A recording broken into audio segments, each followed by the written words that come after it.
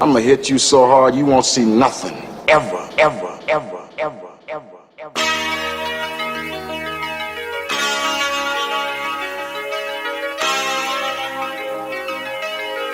Audio Skulls all day. The merit scientist lab. The merit scientist lab. The merit scientist lab. The merit scientist lab. You can't have an opinion on something that you haven't even tried. Exactly. The merit scientist lab. The merit scientist lab. Merit scientist lab. Digger. I'm sure you Merit can. scientist. Who the fuck wants to write a documentary about that guy? Yeah, dude, I've got a great I'm idea. just telling you. That's You know that fat fucker that was in the WWE? Let's do a documentary on him. What about like child poverty? No, Yokozuna. yeah, dude. Well, phenomenal talent. Great, Phenomenal great talent. Yeah. What a definitely maneuver. wrestling What a fan. maneuver. There you go. What a maneuver. Sitting What his a fat maneuver. ass on people from the. Will you stop? No, but I liked it a lot. It was a little emotional. I got a little touched. I felt touched, and He touched me. yeah. So it definitely made me feel some type of way, and this will make you feel some type of way, ladies and gentlemen. Welcome to episode 80 of 80. the Mad Scientist Lab podcast. 80, motherfucker. As always, it is I, RJ, the pizza guy, along with Jared, the visual mad scientist. You know. Okay, and today we have a special co-host, none other than the mayor of Kingstown himself. Good evening, gentlemen and folks. The Mayor of Kingstown here. I'm glad live you in had the a- flesh. And live in the flesh. I'm glad you got the hat on. That's funny. Yeah. That's Oh, funny. man, so did somebody custom make that for you? Well, actually, it was our guest and his wife that Oh, had that's- this custom made. And yeah. speaking of guests, our actual guest, Scott Fallon. Whoop whoop. Yeah, Welcome there to we the go. show, man. So happy to be here. I didn't realize it was the 80th episode. So Yes, sir. yeah. So Of we course, like it's we kind of like a to big do deal. yeah. Yeah. So we like to do big things and stuff, and hopefully this will create more stuff for all of us. So guys, thank you so very much for coming over to hang out with us, have a couple beers. Hopefully we leave coherently, which generally is not the case. So Very good. what's about to happen is we're going to continue to talk. All right. So I like it. all right. So how do we start this? Well, I don't know. I got to tell you guys, this has been weeks, months in the happening, but Jesus, almost 2 years now we've been talking about getting me on the show with you Yeah, guys. True. It's been a while. That's true. And here we are. Yeah, I was about to say, we were talking about Turn getting that on the phone show on. all the way back at the 27th episode. Now that it's 80, that's how long it's been. Yep. There, right. There, yeah, yeah, right yeah. there. All We right. got to make sure the mic is centered right. So yeah, no, it's okay. Good things take time, and when they come to fruition, they blossom into a beautiful flower, and then it's pollinated, and all that other good stuff. So I took great care in trying to get prepared for this. If you saw me last week, I had a bunch of gray hair, but I got that just for men. I brushed in. it looks a new it dye. looks good. It does. It looks very good. Looks a little dusty on the bottom, but No, but a little gray. Apparently, chicks dig the gray, man. Well, it depends on what time of night that is. And Oh, again, Jesus. I found 2 or 3. That's why I got a haircut, because I kept seeing those 2 or 3 gray hairs. I'm like, nah, this just has to go.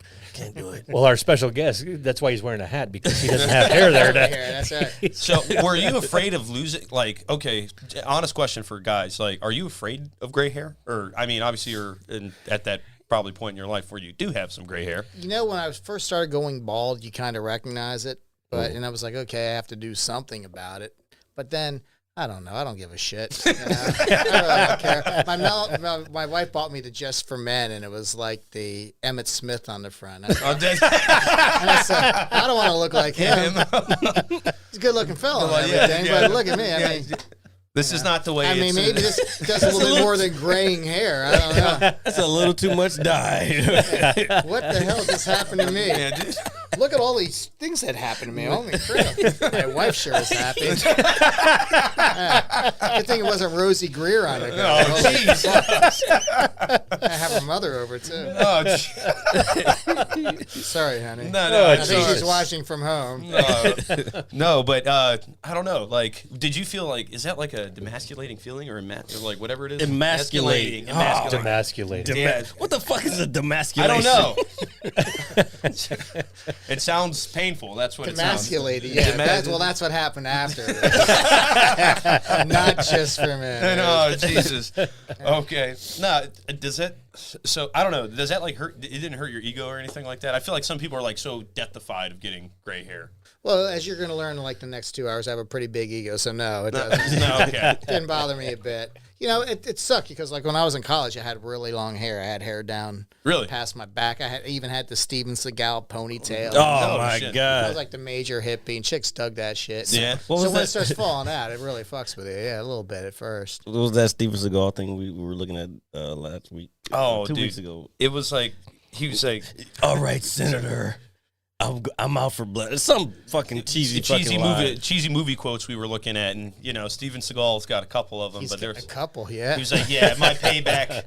He was like, in blood or something, Yeah, just really, some dumb or he shit. was like, oh, I'm taking you to the bank. Yeah, The blood you can bank. take that to the- Yeah, it's that one. bank, So yeah. how horrible is that? Yeah, it's a how, terrible movie. it's all right, man. Stuff like that doesn't age very well sometimes. But I think we watch it out of nostalgia. Is that? I haven't watched a Steven Seagal movie in fucking probably 10 years. You know, it's my wife and I. We were like vacationing in. This was like in the Virgin Islands, and it was raining, and we came in, and it was Out for Justice, or what? No, marked for Death. That's what Yeah. Screwface. And we love that movie. It's such a gigantic, steaming piece of shit. It's so awesome.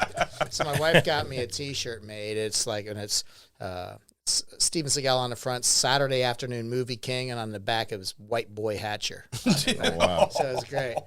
But so the other day we were trying to watch Melanie. That's my wife. Hopefully she's watching, and if not, that's probably even better. I apologize. Like, That's share. on here. I love you. But she was Like, like, share, subscribe. and she came and she was like, dude. Well, she didn't say dude. She doesn't ever say that. Dude. Yeah. She didn't say that. I apologize. She was like, hey, you know what would be fun? Let's watch a Steven Seagal movie. And I'm like, okay, cool. That's what do you want to watch? So Netflix and Amazon Prime, they don't carry any Steven Seagal movies for free. You have to pay $4.99. Like, there's no fucking way I'm paying for a Steven Seagal movie. You would think they would have that bullshit online. That's so crazy. TBS or some shit. But yeah, no bullshit. TBS. If you're on TBS, you know it's. Well, no, I got no beef with TBS. I'll take that back. No, I'm saying it would be that would be the best place, but you got to get all the commercials, no cuss words, all that shit. Yeah, but I don't know. You don't want shit. All like that shit. TBS, aka 10 years ago, the Roadhouse channel. You Yeah, can the always Roadhouse check it out. channel. You can always- yeah. So it. But gentlemen, we talked about me coming on the show for a second. But I don't think we gave Scott a time to introduce himself. Oh, true. yeah. So Well, yeah, no bullshit. usually the One of the hosts. the I asked- MC should do it. Yeah, but so- I'm okay. sorry, the guest host had to stop Oh, and do this. Well, I was drinking before you got here, and I So was was guys were too. Yeah. Well, all right. So we're all getting drunk. So Scott, go ahead. Tell us a little bit about yourself, man. I know that you got your own cover band. Whoa, cover. Well, hold on. Are you I was trying about to to end this interview? No, not at all. The green room's off to the side. he can go. I'll stay. Yeah. I'm running this shit anyway. Yeah, so honestly, I can't do this. If Jared left, where we just have to sit here, I'd have to put stop. That's it. That's all I'm able. Can to you do. even do that? I don't know. I don't know. Like I watch you, and I'm like, fuck, I got to remember this shit. And like, unfortunately, by the show's end, I none of do that. need to. I got to teach you. I guess that's a good thing to retain. But okay, so your band, which is not a cover band, because I just insulted you. No, Can it's you tell us a little bit about that, man? And Well, what, we are kind of a cover band, but we're not a cover band. Like, do we play other people's music? Of course, but we don't cover their music. We kind of put our own spin on this stuff. So, Okay. But the name of our band is the Free Flowing Musical Experience. We were a 2-piece acoustic band. Now we're a 3-piece acoustic band, and we were labeled by a local bar. We are Alexandria's legendary jam band. So we nice. didn't Oh, make nice. that shit up. Someone else gave that to us, and we said that sounds really cool. That's dope, man. Let's run with it. Yeah. So that's our brand, you know. So we cover other bands, but we still do plenty of original music and stuff like that. What are some people that you cover, man, or that you or something? Do you do a little bit of everything, or We do a little bit of everything, you know. We're like a jam band. That's the idea, you know. So we have to kind of cater to the people that come to see our shows and shit. So we play Grateful Dead and Fish and Okay. Allman Brothers, but then we'll take like regular songs too. Like for instance, we played at Murphy's one time. You know, we started developing a reputation. So then we're playing at Murphy's and. So they're expecting Irish music. So I then see. we're like, okay, which I fucking hate Irish music. I'm Irish too. I fucking hate it. So they said, Scott, we really need you to play Irish music. So we're like, well, we're Alexandria's legendary acoustic jam band. I mean, we're fucking legendary. Yeah, no. I mean, for fuck's sake. Say for fuck's For sake. fuck's Christ, we're sake. fucking legendary. So what we said, okay, we'll take a song like No Nay Never, which is like a traditional Irish song. And drunk people really love that song. That's when you clap, all that Okay. shit.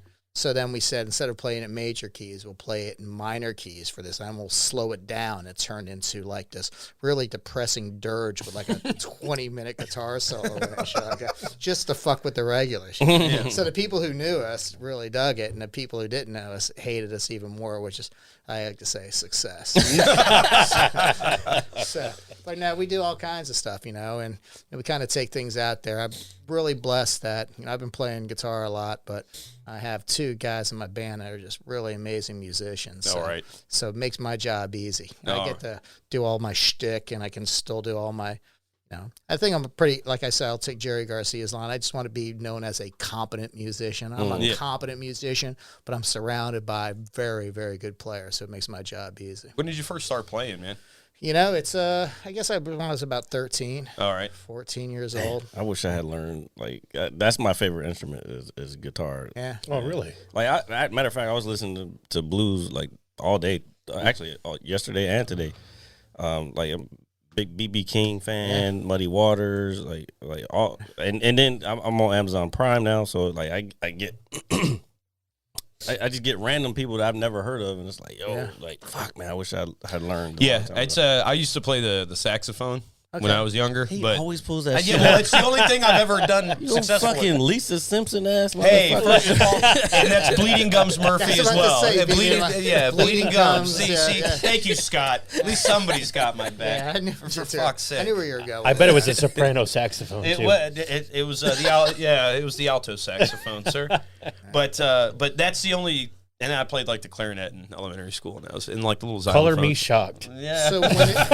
So how long did you play sax? I mean, it's one thing I played saxophone. It's another thing to say, well, I played sax in 6th grade until No, my parents said, don't play sax anymore. No, I played for like about 3 years, but it was when I was like transitioning into middle school, and when I was younger. It's something that I kind of wish I kept up with.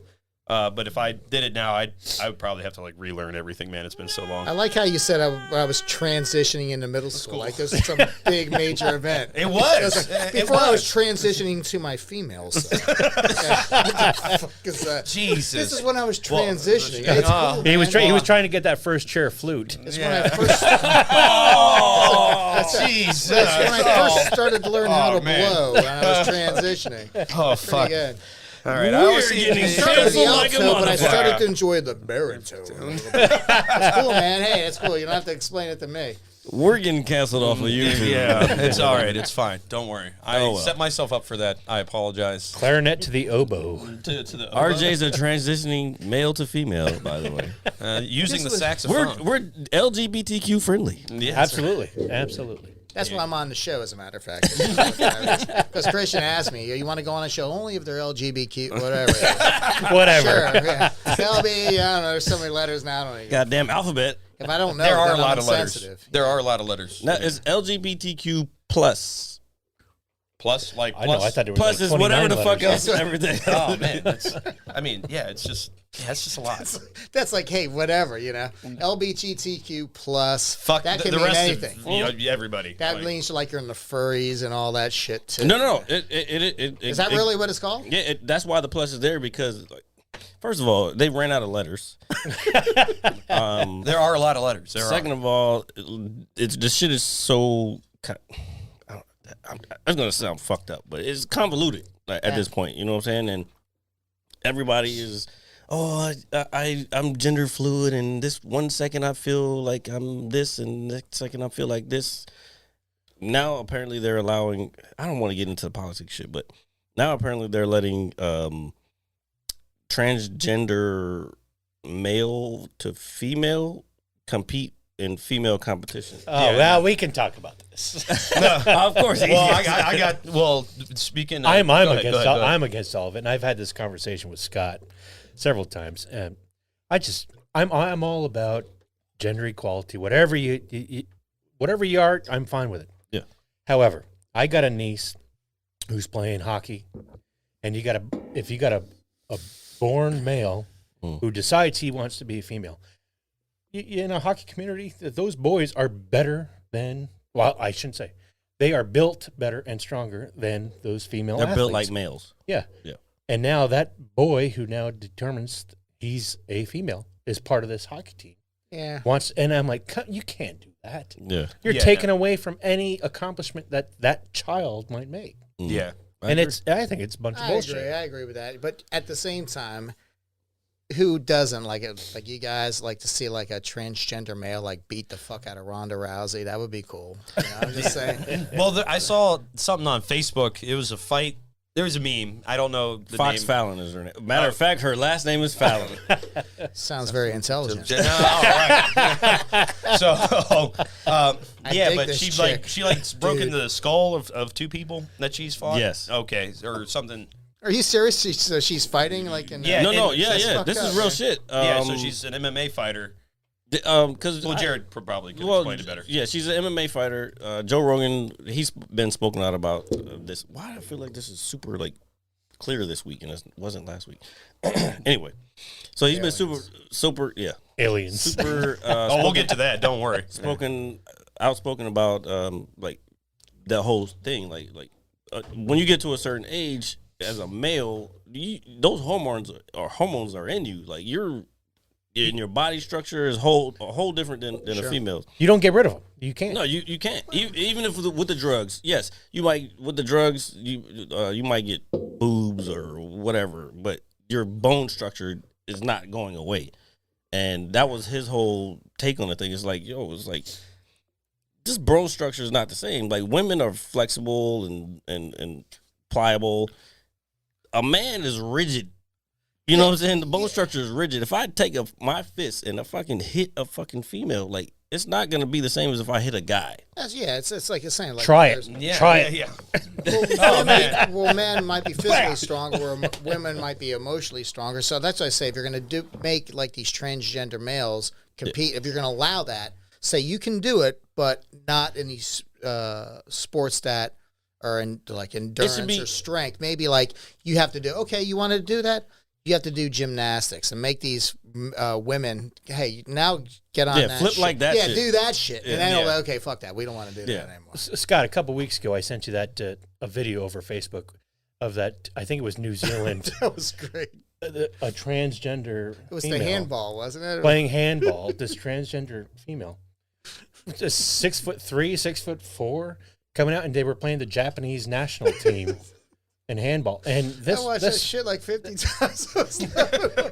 this woman just annihilated this team by herself. Just pass me the ball, bam, and just crushed this. It looked like Arnold Schwarzenegger It from was- the Terminator playing. And I'm like, this is not fair. Yeah, that's not fair. You can't have You that can't do it. in Yeah, athletics. It's fucked up. Yeah, they have to figure it all out. And all jokes aside and laughing, I did tell Scott, I said, I don't agree with this. I absolutely disagree with what is being presented to the American people when we want to do this equality type Yeah, of stuff. man. I'm like, I can't sign on to that. Yeah, I'm with you, and I agree with you guys. Hey, for whatever you want to do, however you want to identify yourself, but then there's got to be, okay, here's the conditions in which we do it. I'm not going to say I want to put conditions on it, but like when it comes to sports and athletics, it's just not fair. Yeah, You know, it's yeah, just yeah. not fair. I mean, they're to be devil's advocate. There is arguments on the other side. I've read a sure. couple of the arguments, and I'm like, it's like, but then I'm like, scientifically, nah, son, that's not working for me. Biologically, a male is a male from birth, and a female is a female from birth, regardless of what everybody's LGBTQ plus stance is. It is what it is, and I'm sure people are gonna watch this and be like, "What the fuck is he talking? Like, he's crazy." But no, I'm not. It's like it's science. Like this is called the Mad Scientist Lab for a reason. It's like, Science. Well, I don't know if you know this or not, but Barry Bonds is playing for the U.S. women's softball team now. She's killing it. It's awesome. Yo, So now we have two controversies on our hands, but hey. first of all, he would destroy softballs. I'm just saying, like, it would be bad. So since we're talking about this, maybe 2 or 3 days ago, I'm obviously scrolling on my phone at work, and I saw this. Hold on, scrolling on my phone at work. That's, geez, I love it. I want your job. And guess Praise, what? And guess boss, what? I They- didn't mean to do that. Yeah, and they all watch it too. Yeah. they do. They do. Pretty much his whole goddamn dealership watches this fucking Well, show. I wouldn't say the whole dealership. Most I of would it. say, I thought you were retired. The cool No. guys. I'm retired from pizza. I work at a car dealership now. Okay, very cool. It's cool. It's everybody I work with is pretty badass. Shout out to those guys. Oh yeah, since I'm on the subject, Daniel Vega. What's going on, bud? Shout out Daniel Vega. Yeah, there you go. Daniel Vega. He wanted. Hey Scott, can you shout out Daniel Vega real quick? Daniel Vega. Hold on, There you switch. go. Cars. My brother had Yeah. a Vega back in the day. Oh man. So the Mr. Potato Head is now Oh, Potato Jesus, Head. have mercy. Oh, I heard about Yeah. that. So and then I thought I was And they like, have okay. a vibrating one, which is Potato Head too. That's crazy. Yeah. I don't know if you've seen that Potato one. Head. That's all I know. Potato Head 2.0. So, but I thought about it for like a split second. I was like, wait, but there's a Mrs. Potato Head as well. Was. No, So Was. that's not a thing. they're anymore? just Potato Head. well now apparently. And the But- Mr. Potato Head that you would buy normally as a child, say off Amazon. Yeah. Now you get the female parts with it too. So you get the lips with the big old pink lipstick lips. Well, yeah. I mean that's Everything is in one box. Oh, I mean that makes That's- sense. that's- And there's like the redneck Mr. Potato. It comes with like the dangling balls you put on there like a truck. It's crazy. They should put that in there. That's pretty good. The Like a potato those with potatoes. dangling balls. Oh man, dude, that'd be fucking weird. Dude. Toxic masculinity. It's a toxic mess. What the hell are we talking about? Well, we were talking about that shit. It's you know, Sorry, honey. It's all right. Vincent No, but I just Vega. thought I was like, well, that's a little weird. Like, well, I don't know. You gotta have some shows that are just like man shit. Well, yeah, man shit. Man shit. Man shit. All right. And lady shit if you watch it. Yeah, We do have quite a bit of females that watch the show. Actually. for real. Yeah, I was That's so fucking crazy. I was What's surprised. up, bitches? Yeah. Wait, go back. Hey, do it again, Scott. Yeah. Kind of a big deal, by the Yeah. way. Did I So, mention yeah, that so I when, wasn't married so- any longer? Dude, when so Chief texted me, he said, "Hey, we're pulling up in the black vehicle." He said, "Make sure you get Chief. a video." Oh yeah. We'll get to that. In a second. No, we already talked about this. Oh man. So he was like, we're pulling up in the black truck. He was like, we're kind of a big deal. And then you guys said your Uber driver was an asshole. Yeah, our Uber driver was a major dick. So Christian, this is some new thing he's taken on. He wants to get like the Uber town cars and Uber Blacks. Well, I don't know what the I'm fuck just, it is. I think I've become more of an adult now where I don't have to pay for the Uber X. I could pay for the Uber Comfort So that's now. the demonstrates your maturity level, the type of car. I So want if somebody I to get open the door Uber- for me. I parked my car and I saw y'all pull up, and I was like, "What the fuck?" Yeah. Well, it's You're like, American holy Kingstown. shit, I Yeah, gotta the get American my- Kingstown pulling up. Fucking celebrities pulling up at RJ's house to do a podcast. We have grown. Yeah. Shit. And I Holy shit, was- Scott Fallon, they're pulling up in his fucking. Look at this shit. But yeah, they were saying your driver was a dick. It's 'cause- funny. So he called a guy. So we wanted to be on time. I swear to God. But then we said, okay, we're going to be late. So what we'll say is we're kind of a big deal. We're I'm running usually late. late. They can't start the show without us. Fuck those assholes. Yeah. You know, so then the car was like 11 minutes away, and Christian's saying it's a Suburban. I'm like, what the fuck kind of car did you get? And so the guy pulls up, and then we were finishing our drinks. He even sent us a message. We'll wait as long as 15 minutes. Like, oh, well, it took him 15 fucking minutes to get here. We'll finish our drinks. In fact, we'll order another drink. Fuck them, you know? So then we got out of the car, and then so when we get in the car, he pulls in, he goes, and I won't do his accent because I don't want to come across. No, yeah. Hold on, wait. Yeah. I don't want to come across I sounding will. insensitive and racist. Let's just say, well, no, I'm not even going to go there. I'm not going to go there. My Look, wife is watching. I'm Just sorry. say what honey. just say what he says, and I'll come back and do Okay, very good. He goes, it's not, well, I You can't do it without I it. can't not do it. You know, I'm sorry. it. Hey, buddy. He goes, buddy, good. No, never mind. Oh. He goes, it's not fair. See, I'm trying to do it. It's not as funny when I don't do the Okay, voice. it's he not goes, fair. It's not fair that I drive 10 miles. minutes, 10 miles to drive you a half mile. You must tip me very big. And so now I even accidentally I'm trying to go. Okay. Let me so do then it. I'm like, fuck you, motherfucker. So Christian was like, man, what do you think of this car? And I'm like, man, I wouldn't be caught dead in this piece of shit. It's a 2021 Chevy Suburban. Yeah, you're gonna insult us. I mean, you're the Uber guy. You know, I'm not trying to disrespect your job. I respect what you're doing, but that's what you do. You you accepted the role. You're driving us across the street. Christian didn't want to walk the 4/10 of a mile. Did. So we had to get the thing. Actually, he wanted to look like a big I got deal. a heart condition. Come on. First of all, it is in his defense. It is kind of a treacherous walk across that one because you got to go Yeah. down and up and I've made the walk before. yeah, we I know mean, you have. But yeah, you guys got to tip me like fuck you, motherfucker. I'm just giving you shit. Well, it's not my car. Christian can do it. He's the one who's going to get the 3 stars as a result of this thing. Oh my god. Matter of fact, check it. What'd you get? I have no idea. How do you check that? I don't know. You check your Uber notification. Look at that. It's like the Equalizer. I want 5 stars. how many stars do you have? How many stars do I have? Yeah, So they can rate the passenger intriguing as well. content, ladies I and don't know if they can gentlemen. rate the passenger. Yeah, I I don't was even like, know how. I'm sure he rated me. Jared, figure that out. yeah, here. All right. I've only used Uber like 3 times my whole life. Is that right? Yeah, I'm dead serious. I don't feel comfortable like late at night. Well, because he's a sober driver. He That drives makes people sense. home. Oh, there you Yeah, go. oh yeah, I did drive Chief home the other night after we Oh, had a you couple can drinks. rate him. Oh, we're going to rate him. Don't you worry No, about yeah. it. What? Oh, you can't. I'm Y'all going to can't see steal it. Christian's phone. Do man. you want to rate him right now? Like, Go for it. What do you want to give Scott, him? what do you want to give them? They're 1 to 5 Like stars. from like attractiveness or a driver? Because I give him about a 2. He had like one giant eyebrow and he smelled like a mix between like a curry sandwich and some Oh, no. Did that split? Did the car not smell? I thought it smelled like leather. Okay. That's what you call that? Anyways, so I rate him. Sexually speaking, I give him about a 2. So I give him a 2. All right. As a driver, I mean, it was hard to really determine. We were only in the car for like 2/10 of a mile. We were laughing And so you hard already in the hate the back. guy. I already You already hate him. hate the guy. It only took me like 1/10 of a mile to insult the fuck out of him in his car. Yo, I can't do it anymore. Say, give me that phone. I can't wait. Can I write comments? No, my God. I think you can. You sure can. Look at this. What'd you give him? Select 2 stars because Scott said so. Oh. Select one issue you want to talk about his rating. Did you have to walk? Was his driving bad? How about his professionalism? No, that wasn't unprofessional. That was not cool. you You should've- know what? I don't ever want to give those guys bad reviews. I mean, because they're really providing a really good service. So we give them a 5. Fuck, come on. Don't be a dick. Yeah, you don't wanna be a Now, dick. do you want to add a tip?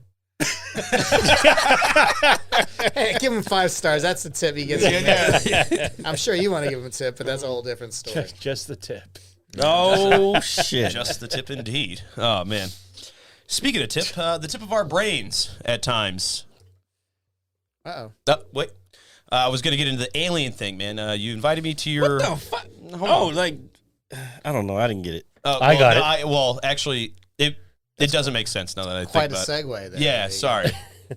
My We're here apologies. now. Yeah, we're here now. Speaking of tips, I was like, oh, shit. I was not trying to make that uncomfortable for anybody. So we've got the Alexandria Cryptozoology. Cryptozoology He and fucked it up. Paranormal Society. And Yes. I'll have somebody that's more coherent repeat that. That way everybody can check it out. You know, once- ACAPs. We about to get into the deep shit, ladies and gentlemen. Yeah, so Strap in your seatbelts and get ready for the ride. yeah, so Scott, what's this all about, man? Well, the Alexandria Cryptozoology and Paranormal Society is the largest cryptozoology and paranormal-related organization in the Mid-Atlantic with over 20,000 members. But you probably already knew that from your research before I came on. Yeah, absolutely, dude. I was looking at it on my phone when I was picking up the veggie platter for the green room. You know, When I was picking up my water, taking a sip, get ready. So what you're saying is you didn't research the largest cryptozoology. Well, and no, I saw a paranormal-related couple of organization in posts the Mid-Atlantic with over from. 20,000 members. No, I did not. I just saw a couple of the posts you made. I did join your page on Facebook. Did Jared? Great dog. You know, what Okay, is so it? I kind of have a background in it. Not in it. Like I grew up watching like all that Sure. stuff. Harry and the Hendersons. Yeah. Well, besides that, So what is it? like Loch Ness monster type stuff. Sure, so sure.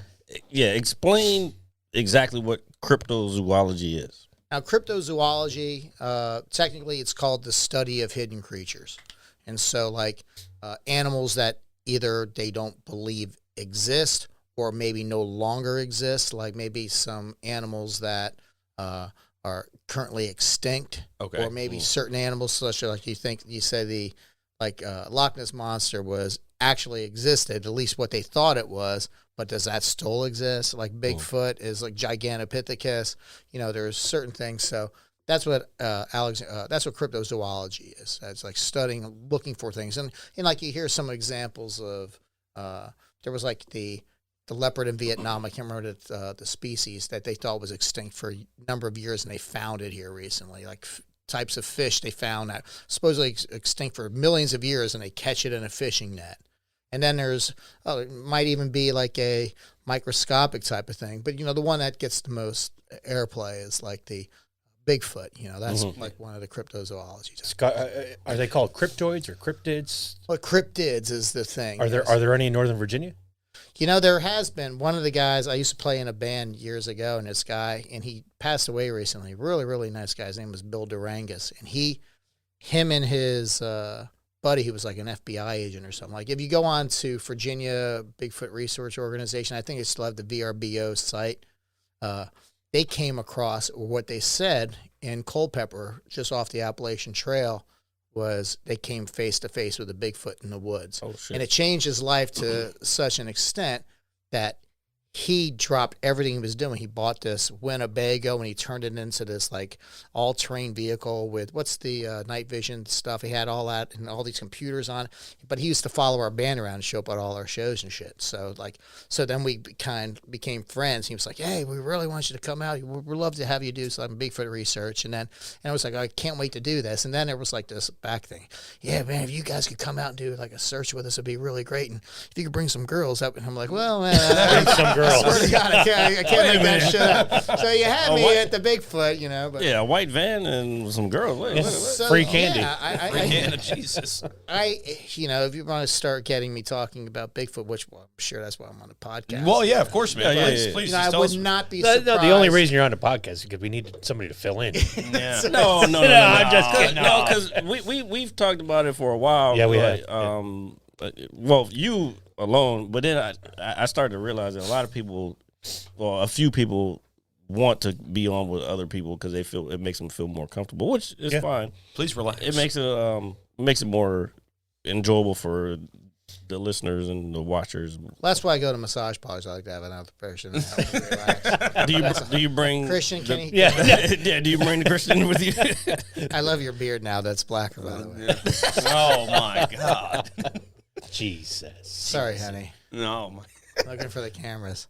But no, do I think there's like a tribe of Bigfoots living in Virginia? No, I don't. I really don't. Do I think there's a possibility that maybe there's Bigfoots that were migrating down through the Appalachian Mountains to warmer climate? I think that's a possibility. Now, people are probably listening to this and saying, he's nuts. But no, I think that's certainly a possibility. There's evidence to support this stuff, and obviously.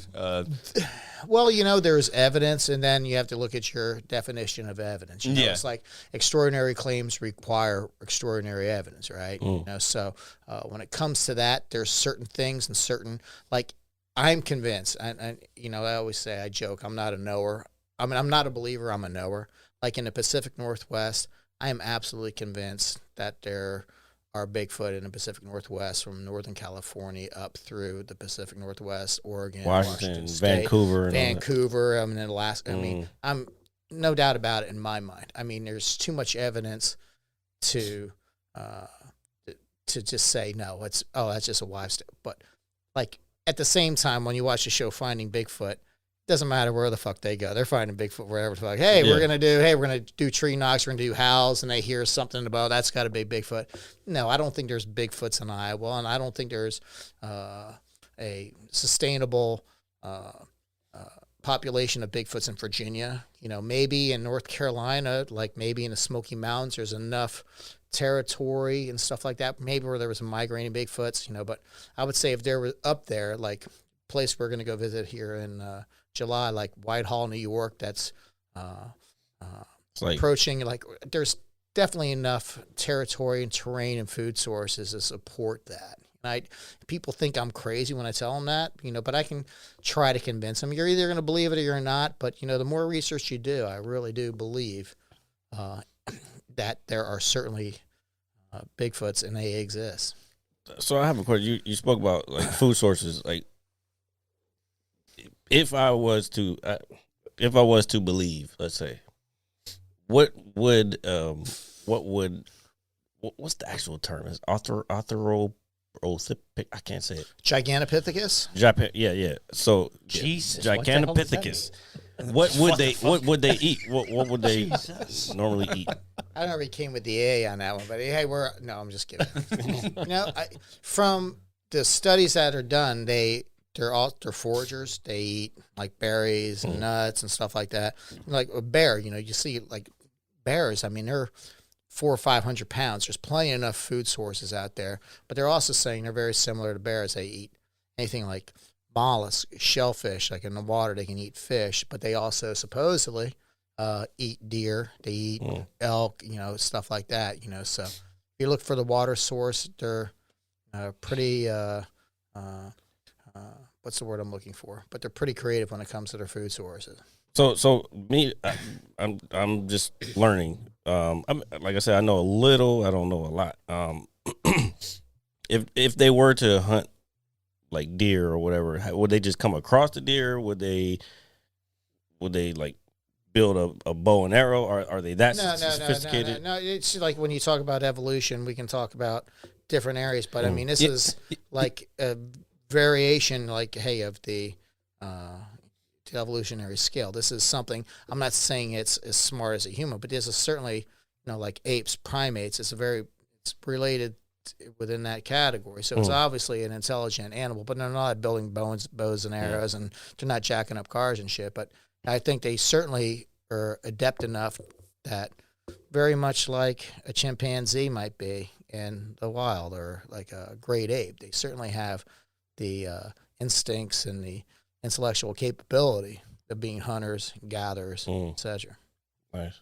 That's pretty fascinating. So Bigfoot is basically like, I guess, a part of evolution of man. If we had to, well, you think of it without like the how it all looks. I mean, now Gigantopithecus is supposedly, and this here comes back to cryptozoology, why I find it fascinating. It's like, hey, well, this was like Gigantopithecus. You get where the words. This is the Latin term. It's gigantic. It's a big fucker. It's giant. So this is something that was supposedly extinct, and they have a fossil record of Gigantopithecus existing. So this isn't something they just made up. This is something that actually exists. That's new for me. I've never heard that. Yeah, before. I didn't know that either. I did not know that either.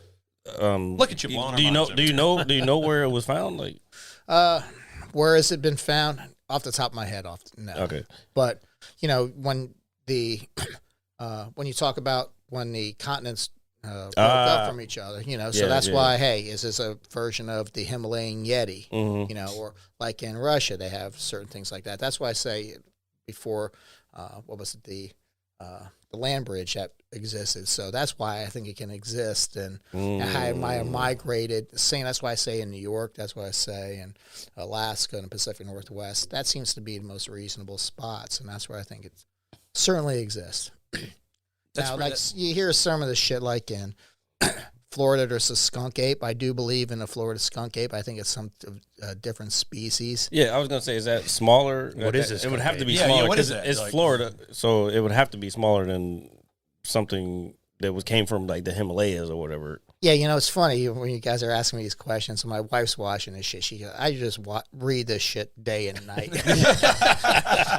And I'm a certified cryptozoologist, so which means you can find any type of certification online. So there you go. Yeah, there you go. But, so today I was watching the D.B. Cooper thing while I'm reading a new book on Bigfoot. I'm kind of fucked in the head. But, Speaking of, I wanted to ask you that. Comedian Bobcat Gold. Yeah, Goldblatt. Yeah. He didn't he do like a documentary on something? he did a movie on it. It was like Yeah, one yeah. of those found footage things. Like and it was called, what was the name of that one? It's the name of the county in upstate in California where they found. It was actually a really good movie. It's a pretty good horror flick if you get a chance to see it. I'm check trying it to out. remember the name of the fucking movie. What was it? I'll remember in a second. It's going to come to me. But yeah, he did a thing, and then he actually used the people from Finding Bigfoot for some of their research. But goddamn, what's the name of the movie? But no, he did a good job on that. Yeah, I heard he actually was up in like he was actually out there. Bluff Creek, I think is the name of the Yeah. movie. Yeah, because that's Bluff Creek. Did you sir. get it or? I'm trying. Oh, I thought he got it already. He looked over here like he figured it out. Oh, like, if you have the answers, please supply. Yeah, please supply. You know, it's funny, and that, unfortunately, when you look at Bob Kate Goldthwait as a like a technical someone to support your argument is never very good. I can't see him at a Well, police he- academy though. Besides those police academy people can. movies, he's actually a really intelligent film. No, he's a very intelligent person. Yeah, I mean, a lot of stand-up comedians are intelligent people. Like, Scott you have Fallon. to be. I'd say I was a stand-up comedian, but hey, yeah, go ahead. Wait, You did that? you do Yes. stand-up? Oh wait, we did talk about this a Let's long talk time about ago. Bigfoot. Yeah, that's But hold on, he did start at DC Improv. You went to DC. Oh, see, Kind yeah, of a we big we deal. talked about all this shit. Well, we're going I to talk remember about this. it again. Okay, so because back I to- want to know. Let's go back to Bigfoot. Yeah, we'll All go right. back to Bigfoot. All We'll- right, yeah, we'll- I let's- don't want let's, this interview to be all about me. I Oh, know. wait a second. Oh, there you go. About me. Fuck you, motherfuckers. Oh, no, you that was the screen. That was the thumbnail, the fingernail. The finger. Yes. Anyways. Yeah, I want to do circle. I want to circle back around to comedy at the end because, yeah, I want to get back to that. But back to Bigfoot. Yeah. But I can't remember what your question was now. We kind of went off on a don't tangent. know Christian interrupted us with Oh, I'm his. sorry. Yeah, he never pulled up the movie. Well, if you had some decent Wi-Fi around here, Wasn't it called Bluff Creek? I think it's called Bluff Creek. It's something like That's that. what it's called, I think, Bluff Creek. Bluff Creek. Bluff Creek is. call it what you want. His it's Jeff for the, I'm wearing these glasses. his forever. Now- Just for Men ain't doing shit for him right now. When you think it's Seeping into his brain. Just for cheap. It's just for cheap. Oh man, No, but- that's really funny. Yeah, but Bluff Creek is there. Like you hear about, like the famous footage of Bigfoot walking. And Yeah, stuff like like it was like him walking to Yeah. the in the Willow 80s, Creek. that. Willow Creek. That's Willow it. Yeah, Creek. Willow Creek. You're that's welcome. it. In the Gentlemen. 80s, that was this footage you always saw. It was like this weird figure just looking like. And as a kid, it was fascinating because it's like, Yeah. yo, does this shit really exist? I used to watch, like I said, I used to watch all that type of stuff. Yeah, man. Like Loch Ness Monster, Bigfoot. There was another major one. I can't Is it the remember. abominable snowman? The abominable. Well, that's what he was saying. Like that probably But came. Yeti. They came from each other. Yeah, okay, that makes sense. All right. Evolution, buddy. So with all this Bigfoot talk and everything, which again scientifically, there is evidence that this has been proven. I'm going to go a little out there and take it up a notch. Do you believe in extraterrestrial life, man? No doubt about it. I no. think it's like they're already here. And I don't know, there's so much evidence. And the Pentagon even released evidence in 2017 of technology that's well beyond our comprehension. Where did this come from? Was it And, gravitational gravitational you wells gotta- or something? There's a great thing. Read about Bob Lazar. Now, Bob Lazar was a guy that back in the late 80s I'm already came out on and it. said, these are the things that I was researching. These are the things I was in charge of. I was reverse engineering alien spacecraft. Yeah, he was in Area And it was- 51, right? Yeah, he was at Area 51 Yeah, because they laughed him out. There's no such thing as Area 51. And then he came out, there's Area 51. Mm-hmm. There's no such thing as Element 115. Oh, There's what that the one. fuck? Shocking. There's Element 115. 115. So all of the things that he said and got laughed out of the room back in the day are all turning up true. So Okay. if these things are true, what else is he saying that's true? So, but you look at all of those things and all of the evidence, and there's so many cases. Now, I'm the biggest skeptic in the world. So I'm on TV or on a podcast. People are probably looking at me like I'm nuts. I'm the biggest skeptic in the world. So before I believe in something, you really have to prove it to me. And everyone's a conspiracy theorist, especially now. Yeah. You know, First of all, I don't think you're nuts. Like I question everything. Like No, I think it's very normal. Honestly, I think this way of thinking is becoming more common nowadays, or just the outing of like, oh, hey, we don't believe everything that we're told. We have minds of our own, and Yeah, we our think people, our generations before us, they like whatever was on the news is that's- the you fucking know, that's that's facts. the truth. yeah Yeah. That's not true. That's not facts. They're feeding you what the fuck they want to feed you. And yeah, like, I say if there's that John Cougar Mellencamp song, I fight authority and authority always wins. I've always questioned authority. I'm always against the authority source. So I'm the person who's looking to see what's actually the truth, whether good or bad, you know, like social issues, political issues, cryptozoology and Yep. ufology issues. I want to know and I'm going to read as much as I possibly can. It's like kind of like, someone said, "Oh, do you read the Washington Post?" This is my Republican friend. I was like, "Yeah," and he goes, "I think that's shit." It's not me, by the And way. I said, It's not me, by the way. I look right over at you. Take my It's glasses not off. me, by the way. And I said, but I also read the Wall Street Journal. I also read the USA Today. I also read this because I want to see where I want to actually understand. Same thing when it comes to cryptozoology, all these things. I want to see what the skeptics are saying, what the biologists who don't believe in it versus the biologists who believe in it, to try to get a true understanding of what's going on. That makes sense. That's speaking of the Washington Post. I know this is just a little left field. There was a lady purchasing one for her neighbor in front of me. Her neighbor's elderly. We just started talking while we were standing in line. Mm-hmm. Dude, the Washington Post now is $3.50, dude.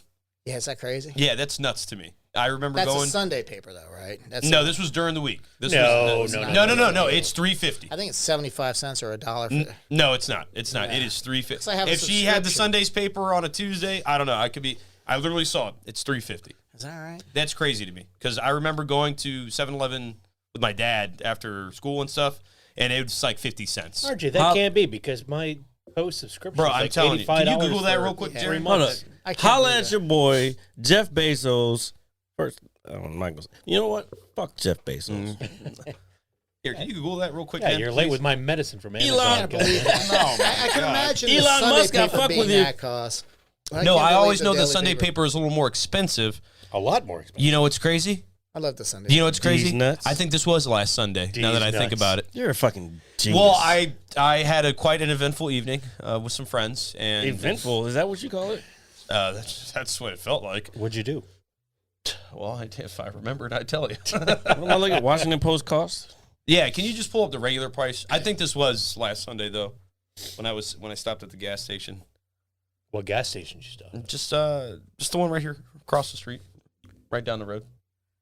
Well, here's the good news. My wife apparently isn't watching because she just sent me a text. Are you on your way home? So, No. Are you on your way home? Oh no, it's not. Well, we're not live. We're not live. This comes out Monday. She'll be watching Monday. You can watch it with her. Tell her we'll be back on Tuesday. Yeah. Sorry, baby. So, this is online though. Oh yeah. Nah, jeez, that's so weird. Okay, so you're. Oh, print subscriptions 220. It's definitely like $85 for 3 months or so Here we go. 2215 for daily. 22315. That's where we are, people. 22315. See, like my Oh, okay. Welcome people to that Kingston. deliver our newspaper. We've had like black ants in our house recently, and we're convinced that they're coming in our newspaper. So whoever our delivery lady is, she has ants in her house. I swear to God. Did she like drive a station wagon I or said, how the something? fuck we keep our house clean as shit? Where did these ants come from? And then I find them in the newspaper and shit. So who's gonna do the math here? Sunday I got the newspaper calculator. Come on. premium with premium digital is try 1 year for $99. $99. There you go. $100 for a whole year. Yeah. So how much is that? That every could be week? $3.50. So fucking $365 divided by.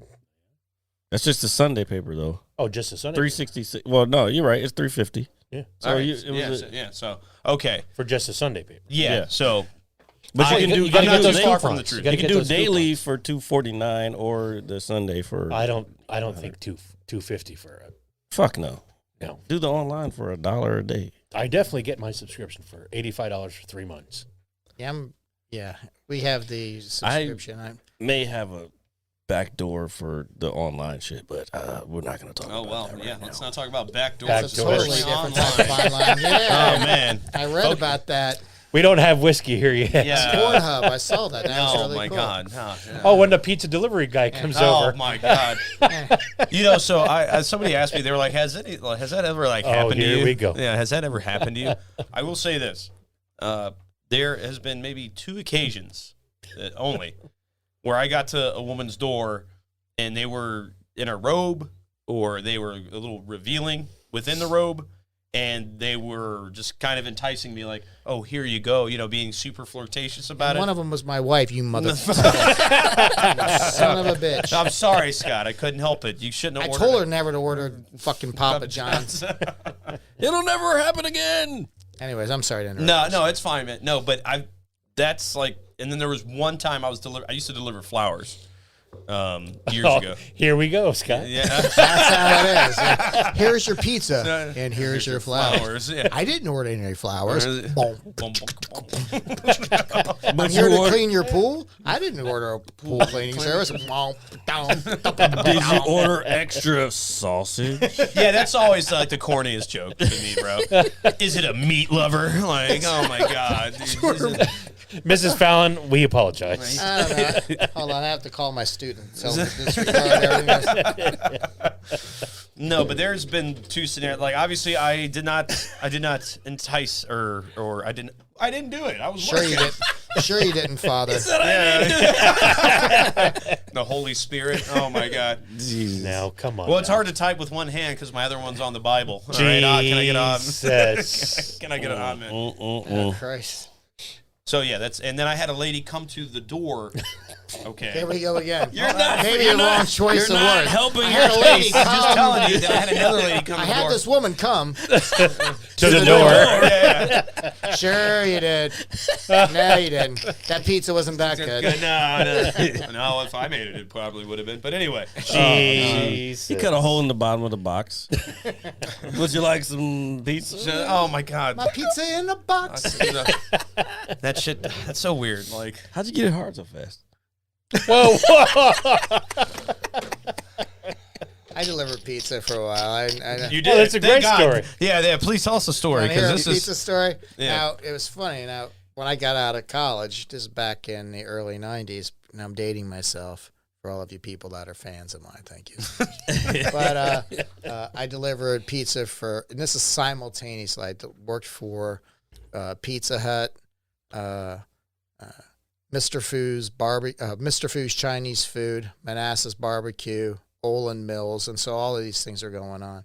So where's the story? So motherfuckers who didn't tip. I'm sure you've dealt. Oh, with yeah, this. don't worry. I've So felt. and this is before when you have to read a map and you had like the A7 to find jeez. back Yeah. in the day before there was GPS. Like, I can't wait to deliver pizza now that I have all my. But so, anyways, I get to this house and they didn't tip me, and I was like, holy shit! And there was like 4 pizzas and a lot of shit. I was like, you motherfuckers, So whatever, you take the good with the bad. And I get back to the Pizza Hut. And so they go, hey, Scott, we gave you the wrong pizzas, so you have to bring these pizzas back to these guys. And there's those people I didn't tip. So it was like cold outside, so I was taking the pizzas out and opening up the thing and holding them out the window so they'd be nice and cold. Like, you motherfuckers. Yeah, here you go. So there you go. But I never had any women, like, picking up on me. Yeah, it's like it's like those scenarios you see out of a porno, man. It's like you don't think it's like, you think it's all bullshit. And then, like, those 1 or 2 times that happened. But there's I'm so like, many videos like that. How can it be bullshit? Now, I did have Old crazy Indian- stories, old Indian though, when trick. you Old get into the house, like with Chinese food, and there's like white powder around people, or you open up the door and it's like a waft of pot smoke and shit like that. Oh, I've definitely had that. I've all definitely the had that. Nothing wrong Yeah, with that, we- ladies and time. gentlemen. Here, just give me the pizza, man. Here, give me the pizza. And I was Not like, ooh, well, the ooh. Coke part. Yeah, I can't fuck with the Coke part. But Nah, don't do that shit. Never. welcome to Springfield. Oh, okay. But Scott, tell RJ about how when you talked about simultaneously working these jobs, he was scamming pizza companies as a delivery guy, Oh my God. running deliveries for. I was working simultaneously. So you were when you say simultaneously, you were working on the clock at other places as Oh, well. yeah. How the fuck did you do that? Well, it's called, hey, I'm ADHD like a motherfucker. I'm a recruiter by trade. So it's like, you have to be, I don't know. I need to make money. It's like my dad used to say, when I got out of college, when he sent me, my parents were really, really cool in the fact that they helped. Well, I won't say they didn't help pay me for my college, but they helped. Well, they fucking paid for my college. That's what I'm trying to say. Yeah. I'm trying to be politically about. So then when I got out of school, I Must think be they, nice. They thought I was going Amen. to be. Now I work through school. Don't get me wrong. No, I'm just saying. I didn't. Hey man, back off, man. It's okay. So when I got out of school, I think they thought I was going to be like a hedge fund manager. Like the very fucking day I got, he's really smart now. He went to school, and no one in the family. Look how smart he is. So, and my dad was like, "Man, you got to get a job." And I'm like, get a job. I've got like 6 of them. You know what I'm doing? I'm fucking working between 3 places simultaneously. You can try to pull this shit off on a Friday night, you know? Drive from Pizza Hut to go to Mr. Food's Chinese food, deliver that on the way to go pick up your next pizza and all that shit. Damn, that's fucking crazy that you did that. I very kind of lucrative, though. commend that actually. Makes you look like a bitch. Oh my god. Well, I actually been an Language. effective recruiter to hire my ass. That's pretty. Did you make good money doing that, man?